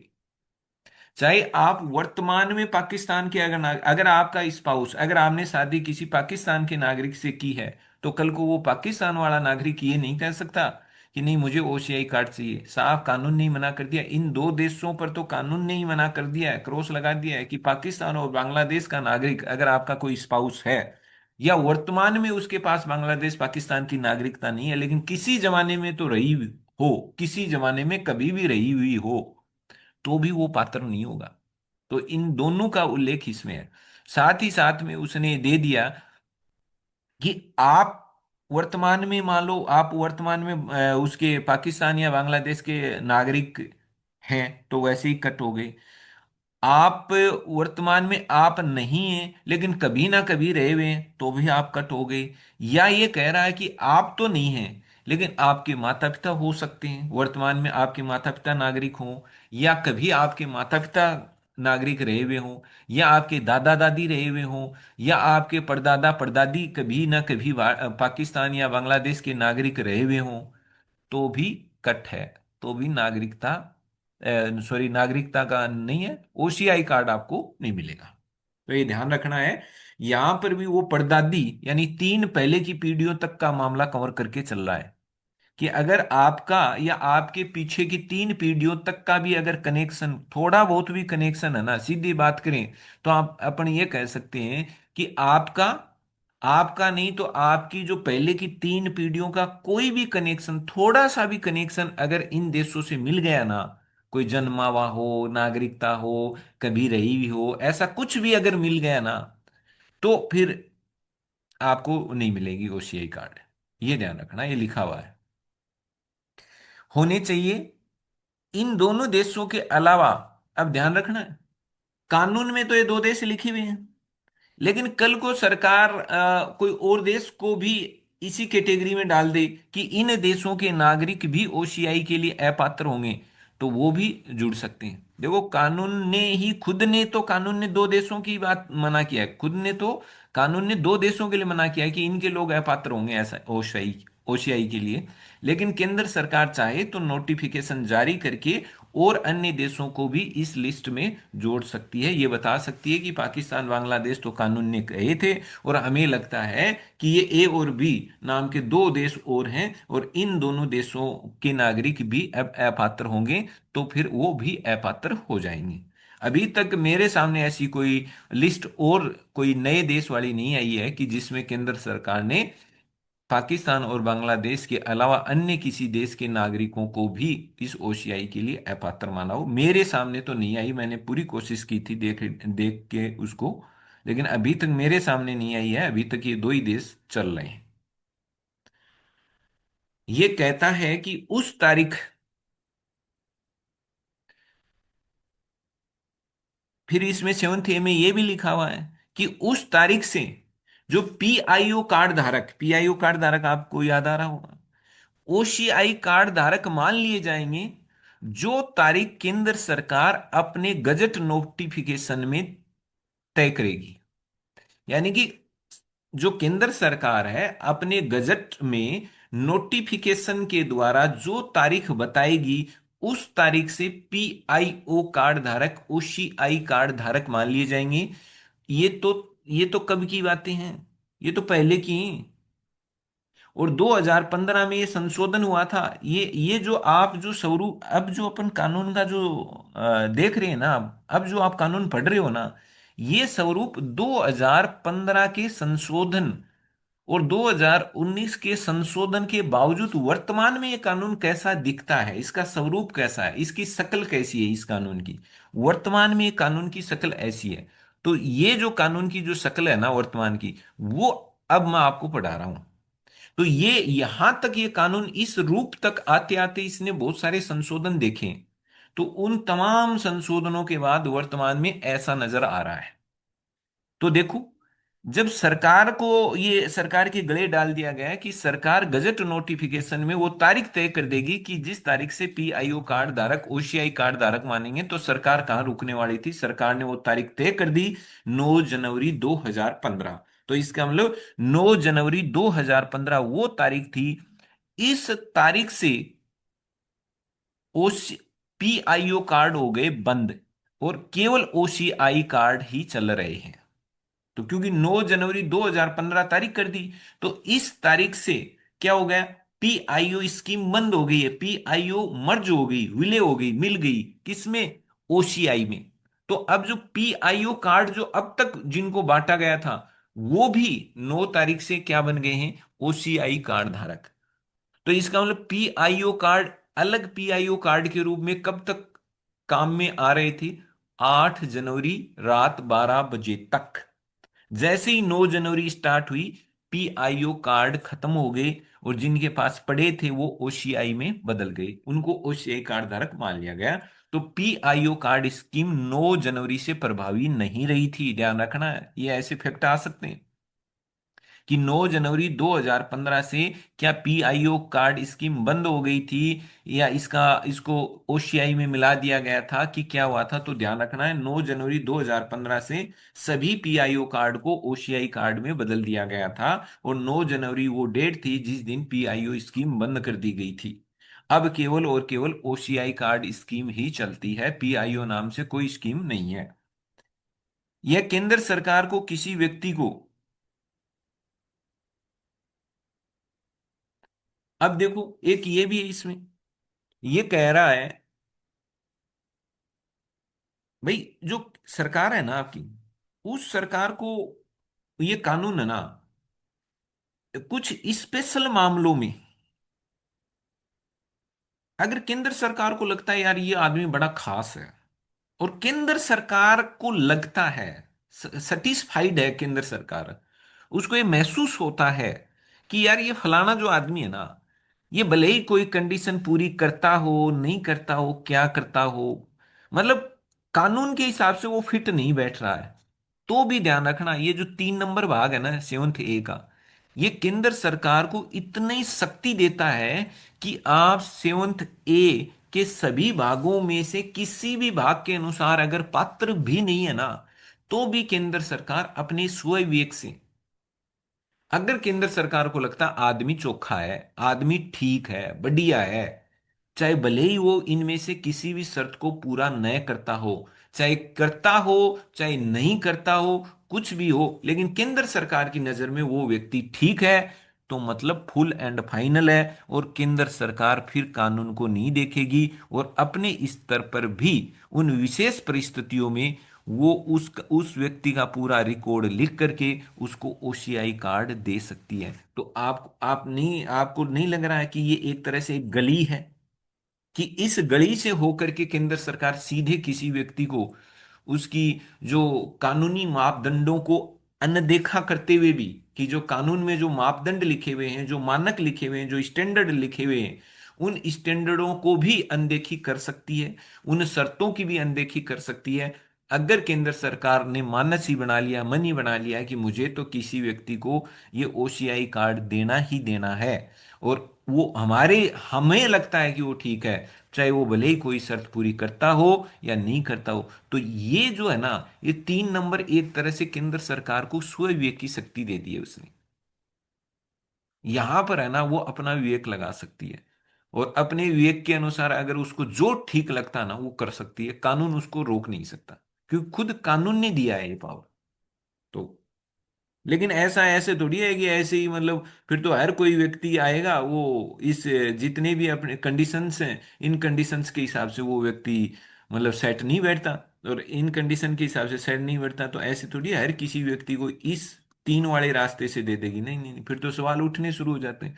फिर तो इसका मतलब केंद्र सरकार को जो शक्ति दी गई थी, वो कुछ स्पेशल कंडीशंस के लिए दी गई थी, कि भाई कोई विशेष परिस्थिति हो गई है, बहुत ही अच्छा आदमी है, भले ही चाहे वो इनमें नहीं बैठता हो, तो उन विशेष परिस्थितियों से निपटने के लिए दी थी, उन विशेष परिस्थितियों का सामना करने के लिए दी थी, और स्पेशल लोगों को विशेष परिस्थितियों में ऐसा स्टेटस देने के लिए दी थी, और आपने उसको आम बना दिया।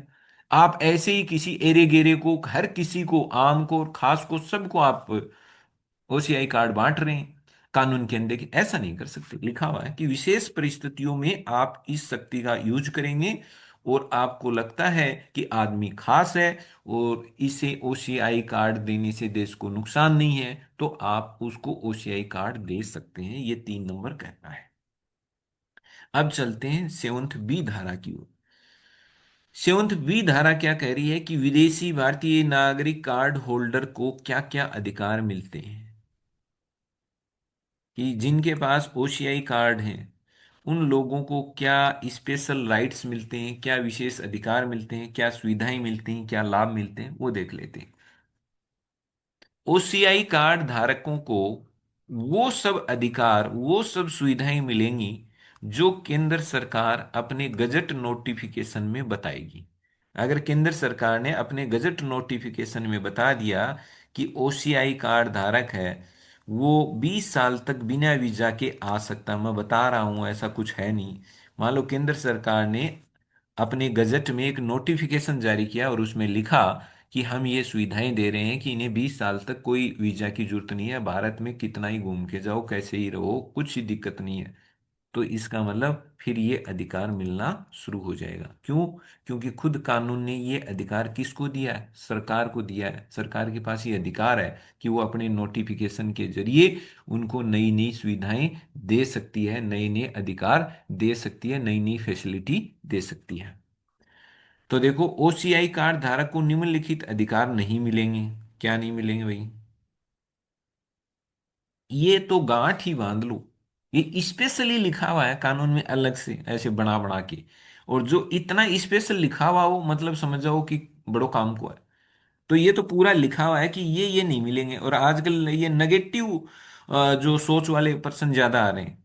नेगेटिव सोच का मतलब कि क्या नहीं है, क्या ये अधिकार नहीं है, नहीं है, तो नेगेटिव सोच वाले ज्यादा हैं, नेगेटिव प्रवृत्ति, नकारात्मक प्रवृत्ति वाले ज्यादा हैं। तो क्या क्या अधिकार नहीं है वो पहले याद करने जरूरी है। क्या है वो तो फिर बच गए, वो आ ही जाएंगे। तो नहीं है वो वाले याद कर लो आप। तो बाकायदा कानून के अंदर इन अनुच्छेदों समेत लिखा हुआ है। अगर कानून, मूल जो कानून है ना, जो गवर्नमेंट की साइट के ऊपर है, उससे पढ़ेंगे तो वहां सारे मिलेंगे। बाकी अपन अगर किताबों से पढ़ते हैं ना, चाहे आप कैसी प्रकाशन की किताब पढ़ लेना, मैंने बढ़िया से बढ़िया प्रकाशन की एक किताब भी है मेरे पास, तो वहां पर भी है ना सारे अनुच्छेद नहीं दिए हुए हैं। तो उसमें ये कुछ अनुच्छेद है ना, ये लास्ट वाले, रिप्रेजेंटेटिव ऑफ पीपल्स एक्ट, ये नहीं दिए हुए हैं। सीधा ही लिखा हुआ है कि वो मतदाता के रूप में पंजीकरण कराने का पात्र नहीं है। तो लेकिन ये कानून में लिखा हुआ था, तो अपन ने इसको डाल दिया कि कल को कोई पता नहीं घुमा फिरा के यहां से ही डाल दे, भरोसा नहीं है आजकल। और अभी तो एक और एग्जाम का रिजल्ट आया शायद कल परसों ही, उसमें एक जना भी पास नहीं हुआ और करीबन शायद 200 से ज्यादा सीटें थी। अब आप अंदाजा लगा लो, आप तैयारी कैसी करनी पड़ेगी। एक जना भी नहीं हुआ, शायद 200 के आसपास कितनी वो बता रहे थे सीट है उसमें। और इतनी सीटों के लिए परीक्षा हुई, बताओ, उस परीक्षा में एक व्यक्ति भी पास नहीं हुआ, सारी सीटें खाली गई। तो अब आप थोड़ा सा गहराई से समझ के साथ तैयारी करेंगे तो मामला बैठेगा।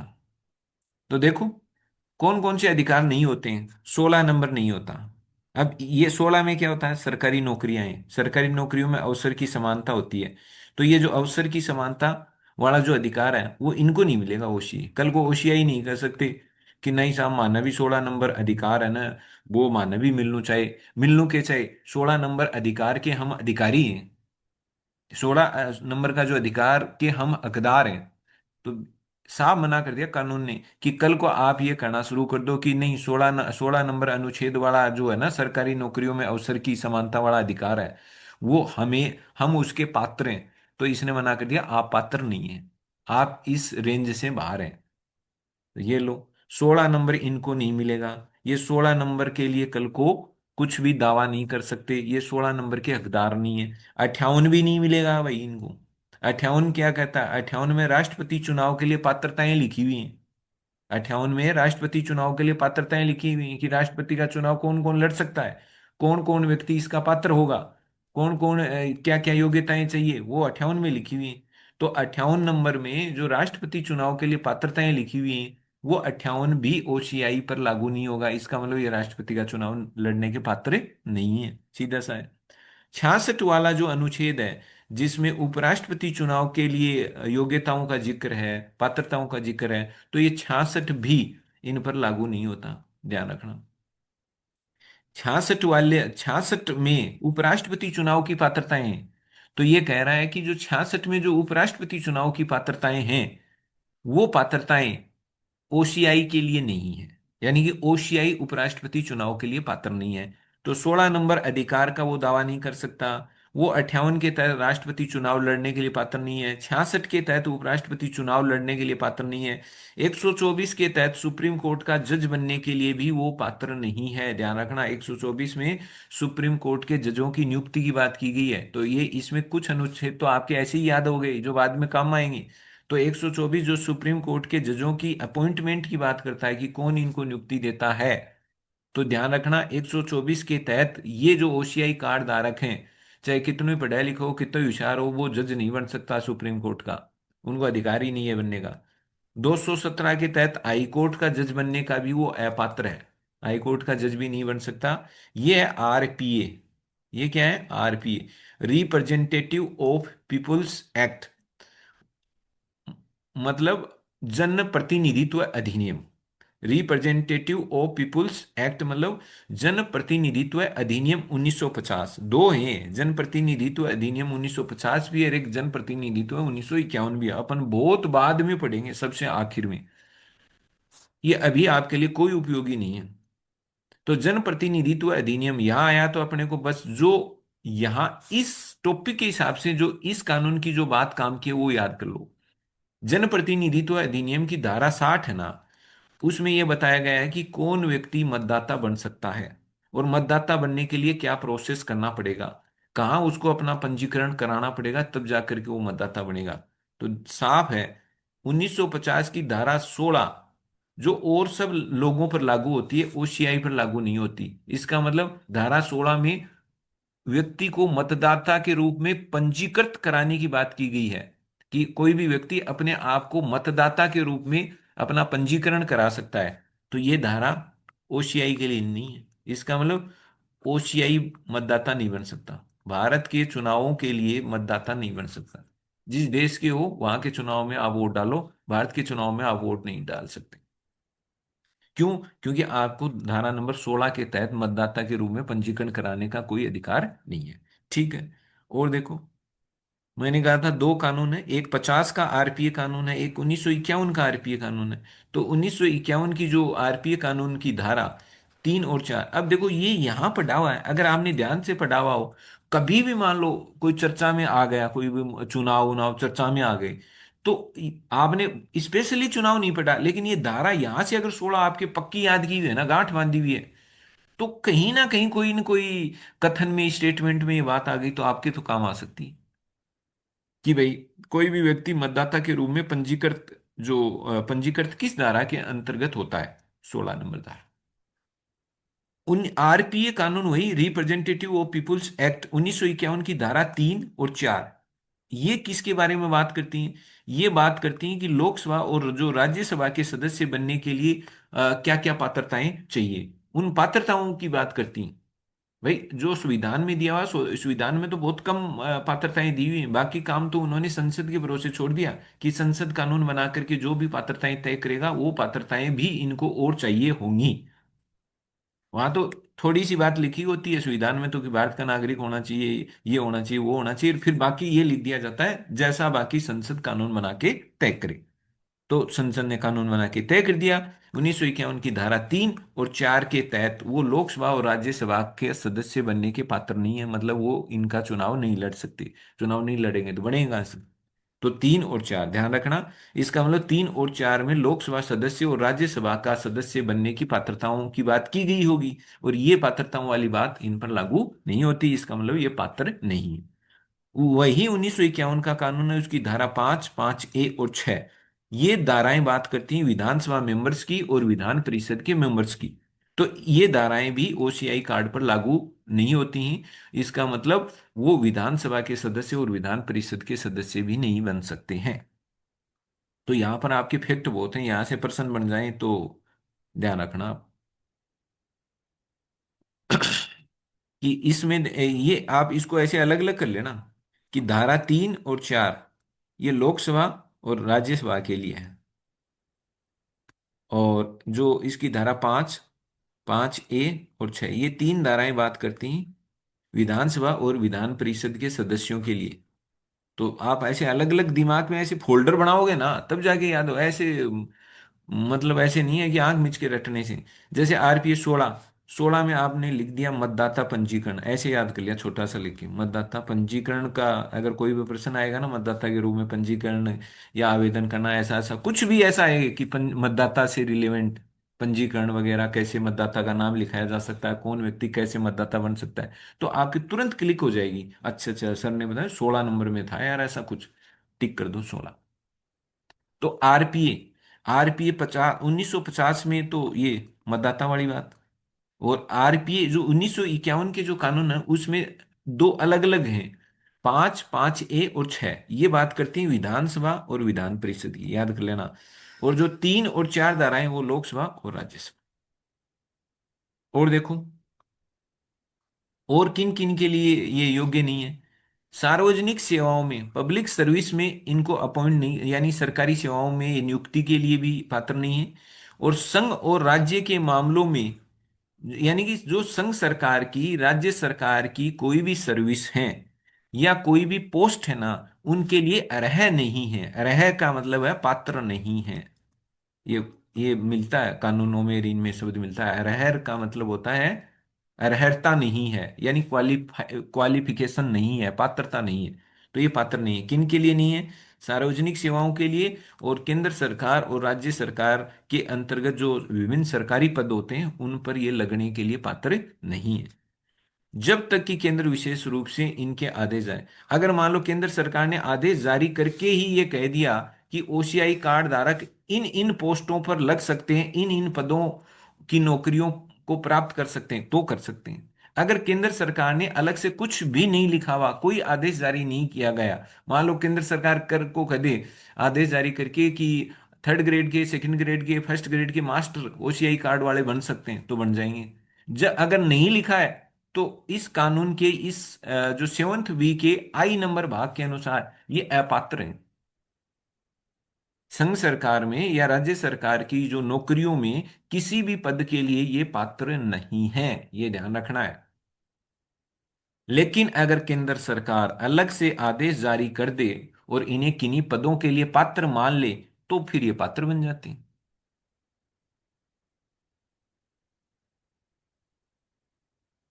अब है 7th C।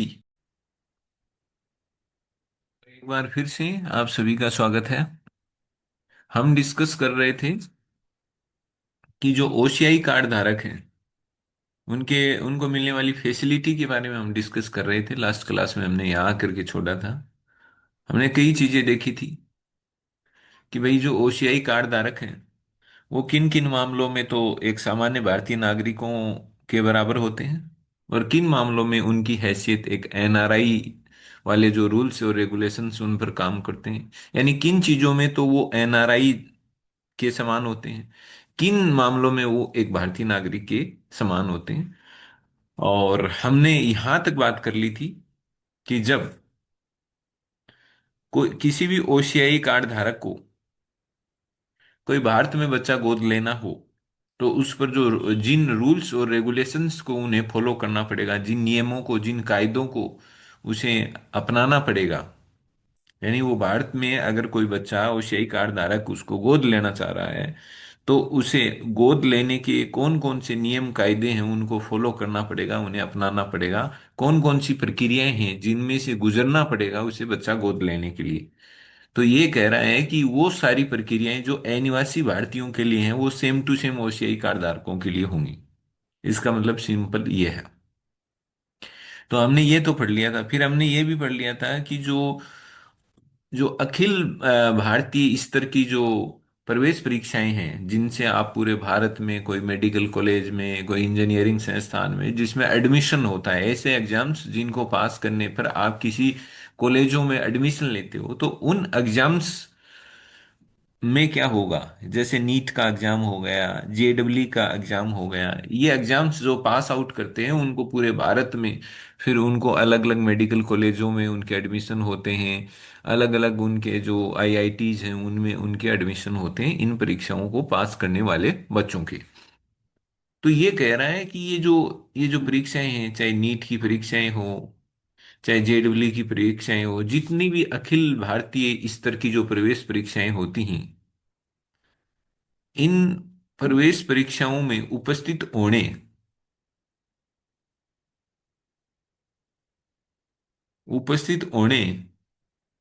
अब देखो इनका मैं सिंपल बता देता हूं कि ये जितनी भी ऐसी इस तरह की जो प्रवेश परीक्षाएं होंगी, उनमें जो एनआरआई कोटा होता है, उस एनआरआई कोटे में ही ये जो जितने भी ओसीआई कार्ड धारक होंगे उसी कोटे में उनको सीटें अलॉट होंगी, वो दूसरे कोटे की सीटों पर एडमिशन नहीं ले सकते। जैसे ये जितनी भी प्रवेश परीक्षाएं होती हैं, इन प्रवेश परीक्षाओं के बाद में जो एडमिशन होता है, उस एडमिशन के दौरान क्या होता है, अलग अलग कॉलेज में कोटे होते हैं, एससी का, ओबीसी का, एसटी का, और ये ईडब्ल्यूएस, एनआरआई, ऐसे ही एक एनआरआई कोटा होता है कि इतनी सीटें हैं वो एनआरआई बच्चों के लिए। तो ये कह रहा है कि जो एनआरआई बच्चों के लिए जो सीटें रिजर्व होती हैं, जो आरक्षित होती हैं, जो सुरक्षित होती हैं जो सीटें, उन सीटों पर ही क्या मिलेगा, इन ओसीआई कार्ड धारकों को, ओसीआई कार्ड धारकों के बच्चों को एडमिशन मिलेगा। ये नीचे एक न्यूमरेसी सीट दिया हुआ है, यहाँ कंफ्यूज होने की जरूरत ही नहीं है। न्यूमरेसी सीट का मतलब ये होता है किसी सुपर न्यूमरेसी सीट के खिलाफ।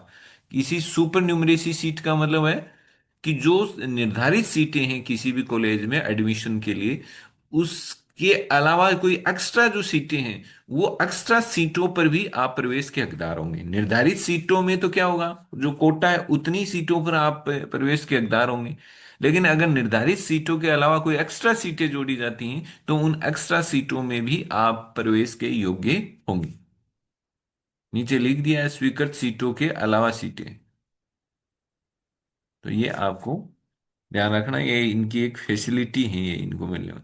ये अपन ने बात करी ली थी कि भूल जाओ आप, जैसे एनआरआई को ये सुविधाएं नहीं मिलती, आप कृषि जमीन, फार्म हाउस, कृषि प्रॉपर्टी, कोई बागान प्रॉपर्टी, ये इस तरह की चीजें आप नहीं ले सकते, खरीद नहीं सकते आप, ना खरीद सकते हैं ना बिक्री कर सकते हैं। बाकी दूसरी अन्य अचल संपत्तियां खरीद सकते हैं आप, कोई दिक्कत नहीं।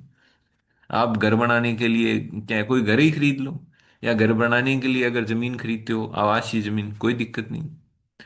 कोई दुकान खोलने के लिए, होटल खोलने के लिए अगर आप कोई प्लाट लेते हो, जमीन लेते हो, कोई दिक्कत नहीं। हाँ, कृषि जमीन नहीं खरीद सकते आप, फार्म हाउस नहीं खरीद सकते, बागान, कोई बागान वाड़ी है जहाँ बगीचा लगा हुआ हो, तो बगीचा, बगीचे वाली जो प्रॉपर्टी है जिनको बागान प्रॉपर्टी डिक्लेयर कर रखा है कि ये तो बाग बगीचों के लिए है, तो उनको आप खरीद नहीं सकते। और कौन कौन से हैं? ये कुछ व्यवसाय दिए हुए हैं, जैसे डॉक्टर, दांतों वाले डॉक्टर, नर्स, फार्मासिस्ट, वकील, वास्तुकार, चार्टेड अकाउंटेंट, ये कुछ ऐसे पेशे हैं। इन पेशों के मामले में भी आपकी जो कंडीशन है वो एनआरआई के बराबर है। अब देखो छठा पॉइंट क्या कह रहा है, छठा थोड़ा सा नकारात्मक प्रवृत्ति वाला पॉइंट है। छठा पॉइंट ये कह रहा है कि जो अधिकार सरकार ने अपने नोटिफिकेशन में ओसीआई के, एनआरआई के समान बताए हैं, आर्थिक, वित्तीय, वित्तीय व शैक्षिक क्षेत्रों में, वहां वे बराबर होंगे। जो अधिसूचना में नहीं है उन मामलों में ओसीआई कार्ड धारक की स्थिति विदेशी के समान होगी। ये लाइन क्या है, ये लाइन है नकारात्मक लाइन है।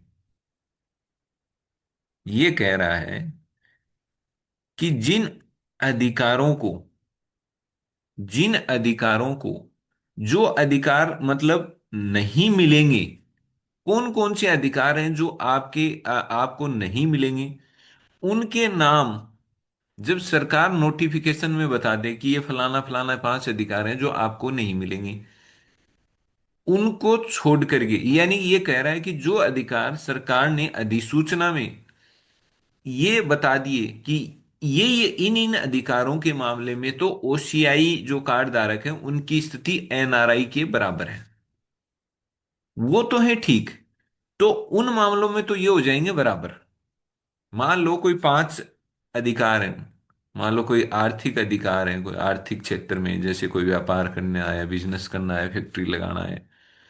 कोई वित्तीय अधिकार है, वित्तीय अधिकार का मतलब जैसे आप कोई लोन वगैरह लेते हो तो लोन लेते वक्त आपको कोई टैक्स में छूट मिल जाए, या अन्य तरह का कोई पैसों से संबंधित कोई ट्रांजैक्शन हो तो उसमें आपको छूट मिल जाए। शैक्षिक अधिकार है, पढ़ाई संबंधी अधिकार है। तो ये कह रहा है कि सरकार ने नोटिफिकेशन जारी किया। आर्थिक अधिकार का मतलब कारोबार, व्यापार, बिजनेस, उससे संबंधित कोई फैक्ट्री लगाना, निवेश करना भारत में कहीं, तो उससे संबंधित। वित्त का मतलब होता है पैसे, पैसे का लेन देन से संबंधित अधिकार। मान लो जैसे आपने पैसा लोन के रूप में लिया कोई बैंक से, तो आप ओसीआई कार्ड धारक हैं, तो हो सकता है लोन का जो ब्याज होगा उस ब्याज में आपको छूट मिल सकती है। तो ये ऐसे अधिकार होते हैं। तो ये कह रहा है कि अधिसूचना में जिन अधिकारों के मामले में ओसीआई को एनआरआई के बराबर डिक्लेयर कर दिया कि एक दो तीन, ये ऐसे अधिकार हैं। इन तीन अधिकार ओसीआई को और एनआरआई दोनों को मिलेंगे।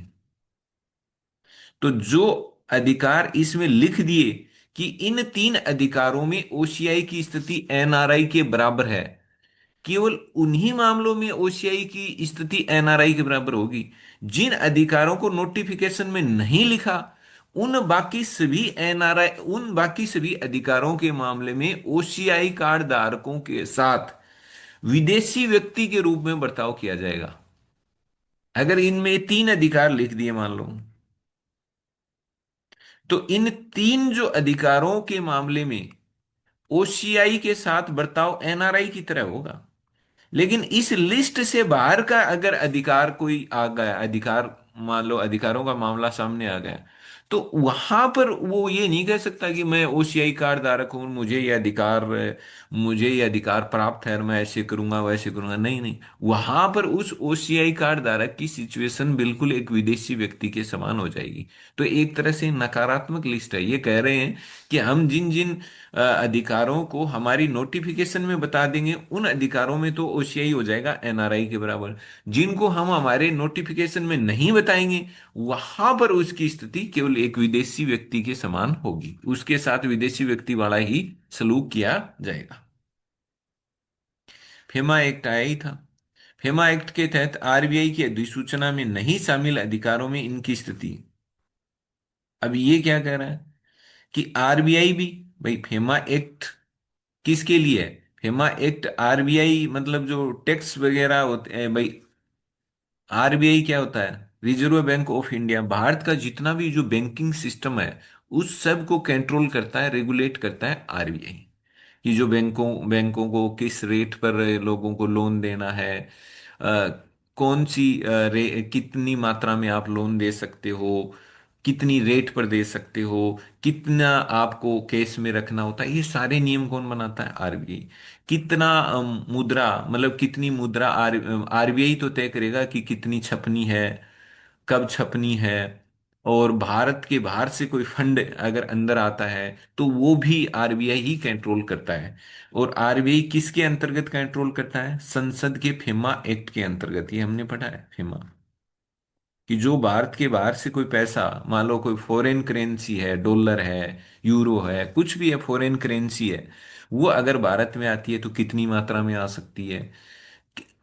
उस जो भारत के बाहर से जो विदेशी करेंसी भारत में आएगी तो वो कितनी मात्रा में आएगी, कौन व्यक्ति कितनी मात्रा में रख सकता है, उसका ट्रांजैक्शन, उसका लेन देन कैसे होगा।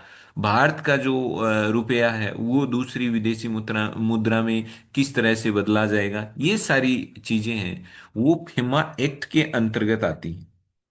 वहां पर फेमा एक्ट काम करता है और फेमा एक्ट के अंतर्गत आरबीआई इन चीजों को रेगुलेट करता है। अब ये कह रहा है कि फेमा एक्ट के तहत आरबीआई की अधिसूचना में जो अधिकार शामिल नहीं है, उन अधिकारों में इनकी स्थिति विदेशी, यानी जो आरबीआई ने अपने नोटिफिकेशन में जो अधिकार लिख दिए, उन अधिकारों के मामले में तो ओसीआई की स्थिति है एनआरआई के बराबर।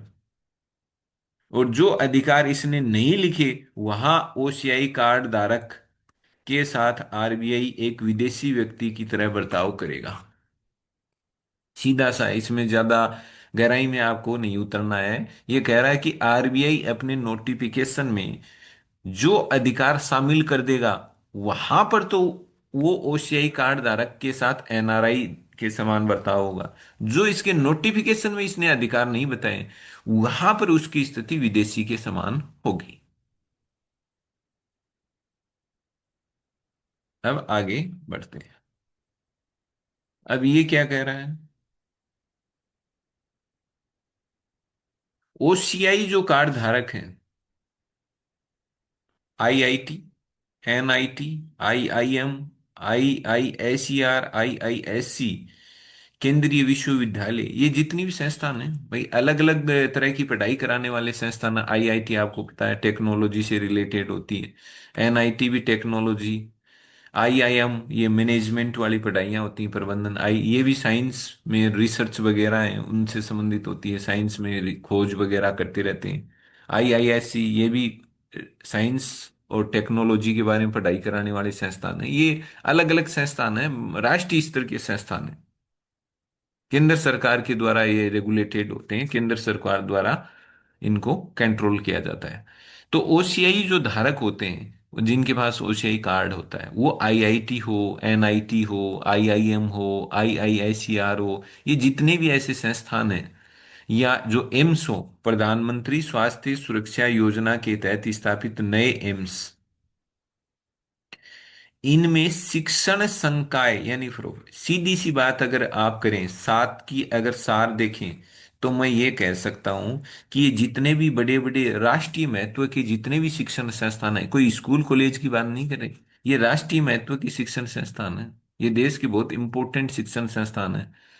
तो आईआईटी हो, एनआईटी हो, आईआईएम, ये जित चाहे केंद्रीय विश्वविद्यालय हो, चाहे एम्स हो, ये जितने भी ऐसे संस्थान हैं जो ये राष्ट्रीय महत्व के शिक्षण संस्थान हैं, ये केंद्र के द्वारा कंट्रोल किए जाने वाले संस्थान हैं, इनमें ओसीआई कार्ड धारक है ना, वो टीचर के रूप में काम कर सकता है। ये फैसिलिटी है। भाई ओसीआई कार्ड धारक तो विदेशी नागरिक होता है, तो उसको है ना, ये देखो लिखा हुआ प्रोफेसर ओब्लिक टीचर, तो सिंपल शब्द अपन काम में लेते हैं कि वो एक मास्टर के रूप में, चाहे वो एम्स में, यानी एम्स में जो डॉक्टर बनने की तैयारी करने वाले होते हैं, बनने की तैयारी क्या, जहां पर डॉक्टर बनने की प्रैक्टिस चल रही होती है, एम्स संस्थान होते हैं, आपको पता है, सेंट्रल गवर्नमेंट के अंडर में आते हैं।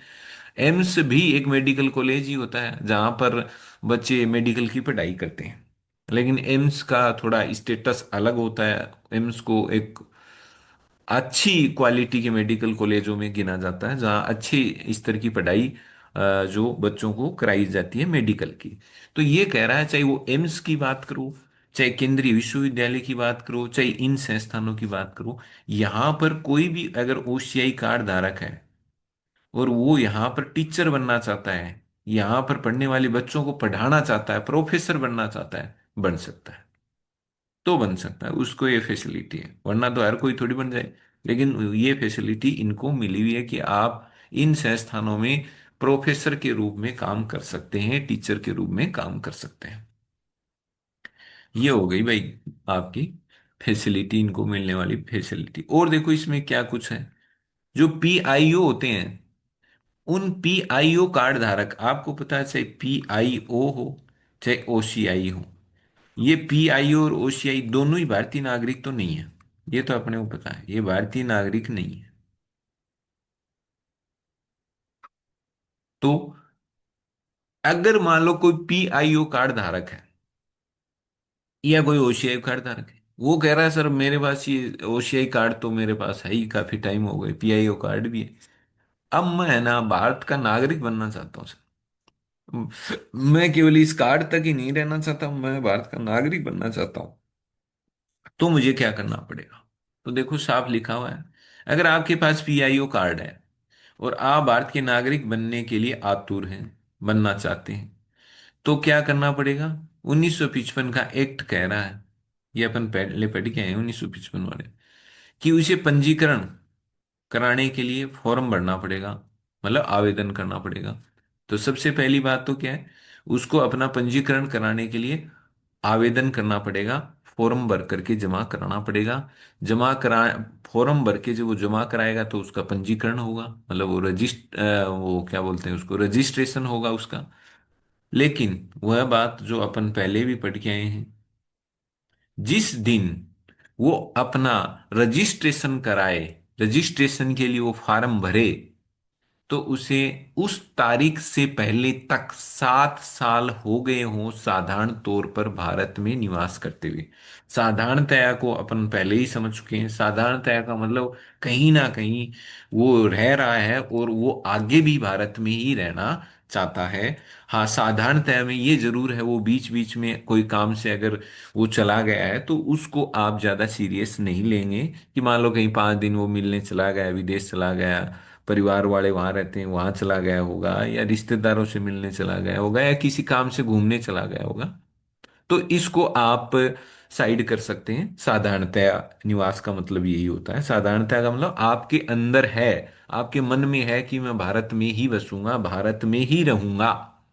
लेकिन साधारणतया का मतलब है कि आपके मन में तो है, लेकिन आपको हो सकता है कि किसी काम से, कोई बिजनेस के पर्पज से 5 दिन 10 दिन के लिए बीच में जाना पड़ सकता है। तो वो कोई इसमें वो नहीं है कि नहीं, एक दिन भी बाहर चले गए तो आपकी, ये 7 साल के दौरान एक दिन भी बाहर चले गए तो आप पात्र नहीं रहे, अयोग्य हो, ऐसा नहीं है। तो साधारणतया का मतलब आप भारत में निवास कर रहे हैं और आगे आपकी इच्छा है कि आप भारत में ही बसना चाहते हैं, तभी तो आप आवेदन कर रहे हैं, तभी तो आप कह रहे हैं कि मुझे भाई नागरिकता क्यों चाहिए, आपकी इच्छा है भारत में रहने की। तो निवास कितने होने चाहिए, ये 7 साल वाला याद रखना, ये तो भूल भी गए तो भी कोई बात नहीं। तो पीआईओ वालों को अगर नागरिक बनना है तो उन्हें क्या करना पड़ेगा, अप्लाई करना पड़ेगा, एक फॉर्म भर करके देना पड़ेगा, यानी कि आवेदन करना पड़ेगा। तो जैसे ही वो एक एप्लीकेशन फॉर्म सबमिट करेंगे तो उनका रजिस्ट्रेशन होगा। लेकिन ध्यान ये रखना है कि जिस दिन वो अपना एप्लीकेशन फॉर्म सबमिट करें, गवर्नमेंट के पास जमा कराएं, तो 7 साल पहले से वो भारत में रह रहे हों। ओसीआई कार्ड धारकों को क्या करना पड़ेगा, उसे 5 वर्ष तक, इनके लिए क्या है कि आप ओसीआई कार्ड धारक बने हुए 5 साल हो जाने चाहिए आपको। 5 साल से कम है तो आप इसके लिए आवेदन नहीं कर सकते, अप्लाई नहीं कर सकते। किसके लिए? सिटीजनशिप ऑफ इंडिया, भारत की नागरिकता के लिए आप अप्लाई नहीं कर सकते, आप आवेदन नहीं कर सकते। उसे 5 वर्ष तक ओसीआई कार्ड धारक के रूप में पंजीकृत रहना पड़ेगा। क्लियर है? यानी उसको 5 साल हो गया हो ओसीआई कार्ड लिए हुए, और जब उसको उसके पास ओसीआई कार्ड 5 साल से उसके पास है, तो और आवेदन के पहले लगातार 12 महीने तक, साधारणतः भारत में लगातार है, इसमें इसमें उसने खुद ने लगा दिया, लगातार भारत में, साधारणतः भारत में निवास कर रहा हो, यानी लगातार आ गया तो इसमें छूट नहीं है। हालांकि ये जरूर है कि शब्द इसमें साधारणतः है, लेकिन इसमें लगातार है, इसका मतलब चाहिए साधारणतः भारत में निवास कर रहा हो, लेकिन उसको कंटिन्यू करना पड़ेगा। ये पिछले 12 महीनों में वो एक दिन भी भारत से बाहर नहीं जाना चाहिए, ये ध्यान रखना आपको, लगातार दिया हुआ, वरना ये नहीं देता। वरना ये कहता है कि साधारणतः भारत में निवास कर रहा हो, इसका मतलब बीच बीच में अगर वो वहां जा रहा है नॉर्मल वे में, ऐसा नहीं है कोई बस नहीं जा रहा है तो फिर क्यों ही लगाएगा, वो नॉर्मली जा रहा है, कोई काम धंधे से जा रहा है, भारी बीमारी हो गई, कोई इलाज कराने चला गया, वो अलग। लेकिन इस मामले में तो लगातार है। तो सीधी सी बात है, पीआईओ को तो 7 साल, और ओसीआई को 5 साल तो कार्ड लिए भी हो जाए, ये तो कम से कम है ही, 5 साल होना चाहिए। फिर उस वो जो आवेदन करे तो उसे पिछले 12 महीनों से वो लगातार भारत में रहता हुआ होना चाहिए, यानी पिछले 12 महीने से वो लगातार भारत में रह रहा हो, और उसके पास ओसीआई कार्ड उसको मिले हुए 5 साल हो गए हो। ये कंडीशन वो फुलफिल कर दे तो वो लगा सकता है, फिर अप्लाई कर देगा वो, फिर उसको भारत की नागरिकता मिल सकती है। ये देखो 1955 का जो एक्ट है उसमें क्या लिखा हुआ है, ये मैंने उसको पढ़ा था। उस एक्ट में हम लोगों ने पीछे जब अपन इसको पढ़ रहे थे तो इलीगल इमिग्रेंट, ये शब्द हमने हमारे नोट्स में भी इसको लिखा, इलीगल इमिग्रेंट।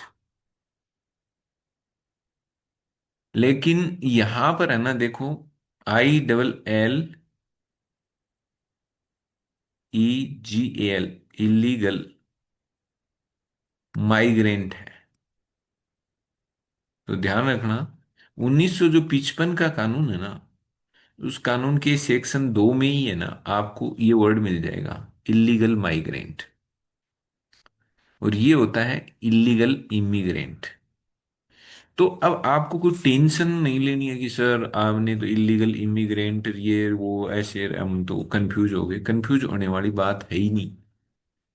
इमिग्रेंट और माइग्रेंट जो शब्द है ना, उनके लगभग लगभग अर्थ सेम से हैं, लगभग लगभग। ऐसा तो नहीं कह सकता कि मैं कोमा भी फेर नहीं बदल होगी, एकदम सेम है, लेकिन लगभग उनके मेन जो भाव है ना वो सेम है। कैसे? आपको बस केवल इतना ध्यान रखना है कि जो 1955 का जो कानून है ना, उसमें हम जो हिंदी में काम में लेते हैं अवैध आप्रवासी,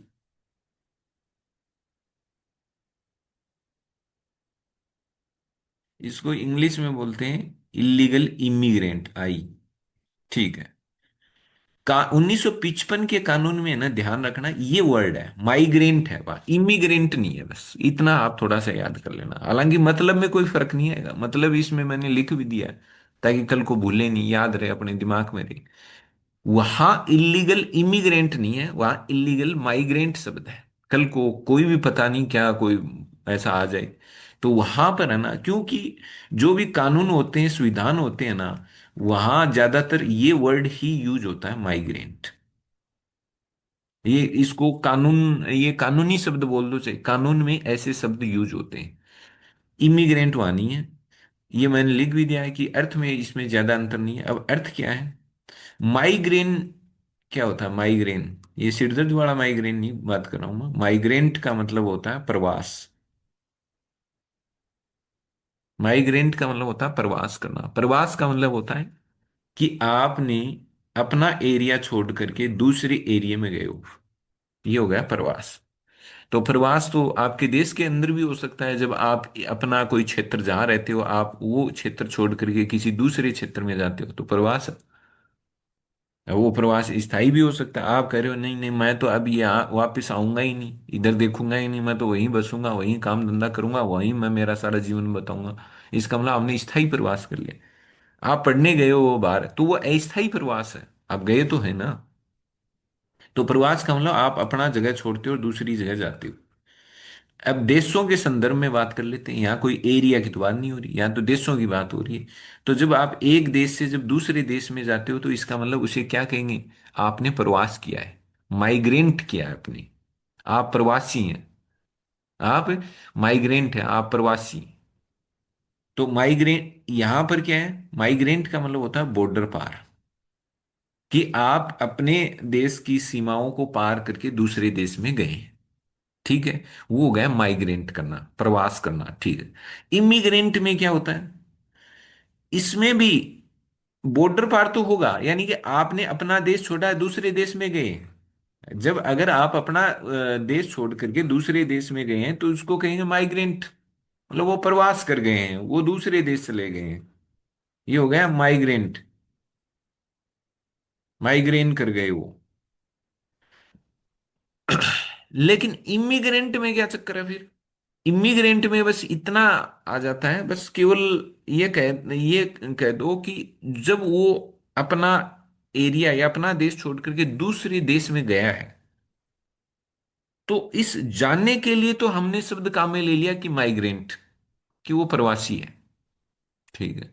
लेकिन वो वहां किस पर्पज से गया हुआ है ना, ये पर्पज अगर हमें पता चल जाए, तो हम उसको थोड़ा सा और ज्यादा कोई स्टेटस दे सकते हैं। अगर हमें पता चल गया कि कोई आदमी अपना देश छोड़ के दूसरे देश में गया है, और अब वो कह रहा है कि मैं आऊंगा नहीं, मैं वहां बसूंगा, मैं यहाँ से तंगूर, मैं तो वहां दूसरे देश में जाके बसूंगा, वहीं मैं मेरा जीवन यापन करूंगा, वहीं रहूंगा।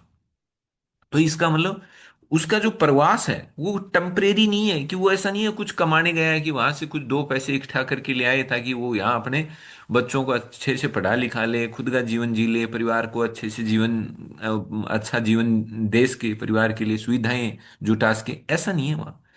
अगर कोई व्यक्ति बॉर्डर पार करके, मतलब अपना देश छोड़ के दूसरे देश में गया हुआ है, और दूसरे देश में वहां बसने के लिए ही पर्पज से गया है, वापिस लौटने के पर्पज से नहीं गया है, तो वहां शब्द आ जाता है इमिग्रेंट। इसलिए अपन ने देखो वो बांग्लादेश वाले संदर्भ में इलीगल इमिग्रेंट काम में लिया था, क्योंकि जो बांग्लादेश से छोड़ करके जो भारत में आए हैं ना, तो वो भारत में ऐसा तो है नहीं कि वो घूमने आए हैं, कि चलो सर 5 दिन के लिए घूमते हैं और घूम करके वापस चले आ जाएंगे। जो बांग्लादेश से जो भारत में आए हैं बॉर्डर पार करके, अवैध तरीके से आए हैं वो, उनके पास कोई डॉक्यूमेंट्स नहीं है, कोई कागज कुछ भी नहीं है। इसका मतलब वहां वो तंग हो गए होंगे, उनके पास रोजगार नहीं होगा, उनके पास खाने का संकट आ गया होगा, कोई ना कोई तो परेशानी हुई है, तभी तो वो अपना देश छोड़ करके हमारे देश के अंदर घुसे। बात समझ में आ रही है? इसका मतलब क्या वो अपने देश में बस केवल घूमने के पर्पज से घुसे हैं, कि नहीं अब तो कैसे भी करके वो इतने परेशान हो गए होंगे, तंग हो गए होंगे, मुश्किलात का सामना किया होगा, कि कैसे भी करके एक बार भारत में घुस जाए, फिर तो हम भारत में ही पड़े रहेंगे, चाहे हमें नागरिकता मिले कि कुछ भी हो, हम तो भारत ही ठीक है, हम तो भारत में ही अपना जीवन बिताएंगे, वहीं रहेंगे, वहीं काम धंधा करेंगे। तो इसका मतलब उनके आने का मकसद क्या है? कि बस यहाँ टिकना है जैसे तैसे, चाहे कागज हो कि नहीं हो, बस यहीं रहना है, हम तो एक बार बस घुस जाएं। तो इमिग्रेंट हो गए कि नहीं हो गए? लेकिन कोई आदमी आया घूमने फिरने, बिजनेस मीटिंग के लिए, या कोई इलाज कराने आया, टेम्परेरी तौर पर आया है, रिश्तेदार से मिलने आया, तो वो माइग्रेंट हो गया। तो इसका मतलब इमिग्रेंट भी माइग्रेंट है, माइग्रेंट माइग्रेंट है ही। कहीं कंफ्यूज तो नहीं हो गई? भाई माइग्रेंट का मतलब आपने भूगोल में तो पढ़ते ही हो, माइग्रेंट मतलब ये लो, ये बॉर्डर है, यहां से जंप किया इधर आ गया, ये हो गया माइग्रेंट। ठीक है। अब यहां जो आए हो, वो आप किस पर्पज से आए हो? आप यहां से जंप करके यहां आए हो कि जैसे तैसे मैं आ जाऊं और फिर यहीं पर मैं रहूंगा। तो यही जो माइग्रेंट जिस व्यक्ति ने किया है, जो व्यक्ति जिसने व्यक्ति ने प्रवास किया है, अब वहां उसके लिए प्रवास शब्द नहीं आएगा, वहां अपन बोल देते हैं इमिग्रेंट, अप्रवासी। तो इसका मतलब जितने जिन जो इमिग्रेंट होगा, वो माइग्रेंट तो उसके अंदर छुपा हुआ ही है। लेकिन ये जरूर है, प्रत्येक माइग्रेंट इमिग्रेंट नहीं हो सकता, लेकिन प्रत्येक इमिग्रेंट माइग्रेंट होगा। इसका ये भी अर्थ हो गया ना। भाई जो भी इमिग्रेंट हो कि माइग्रेंट हो, माइग्रेंट तो हो ही गया, क्योंकि वो आया, छोड़ के तो आया ना, एक एरिया छोड़ के दूसरे में आया, तो माइग्रेंट तो हो ही गया। लेकिन अगर वो इमिग्रेंट कब हुआ? जब वो छोड़ करके आया बसने के इरादे से, तब है। तो इसका मतलब इमिग्रेंट माइग्रेंट तो होता ही होता है, इमिग्रेंट माइग्रेंट तो होता ही होता है। इसलिए कानूनों में ज्यादातर ये वर्ड ही काम में लेते हैं, माइग्रेंट। क्योंकि इमिग्रेंट में हमें ये देखना पड़ता है वो आया क्या पर्पज से है, क्या सोच के है। तो इतना कौन, मतलब वहां पूछ के आएगा क्या कि वो किस पर्पज से है? इसलिए कानूनों में इनमें ज्यादातर ये वर्ड काम में आता है, माइग्रेंट, की प्रवास किया है भाई, हमें पता नहीं वो किस पर्पज से आया, क्या काम धंधा करेगा, कैसे जिएगा, कैसे क्या करेगा, हमें माइग्रेंट है, वो प्रवासी है।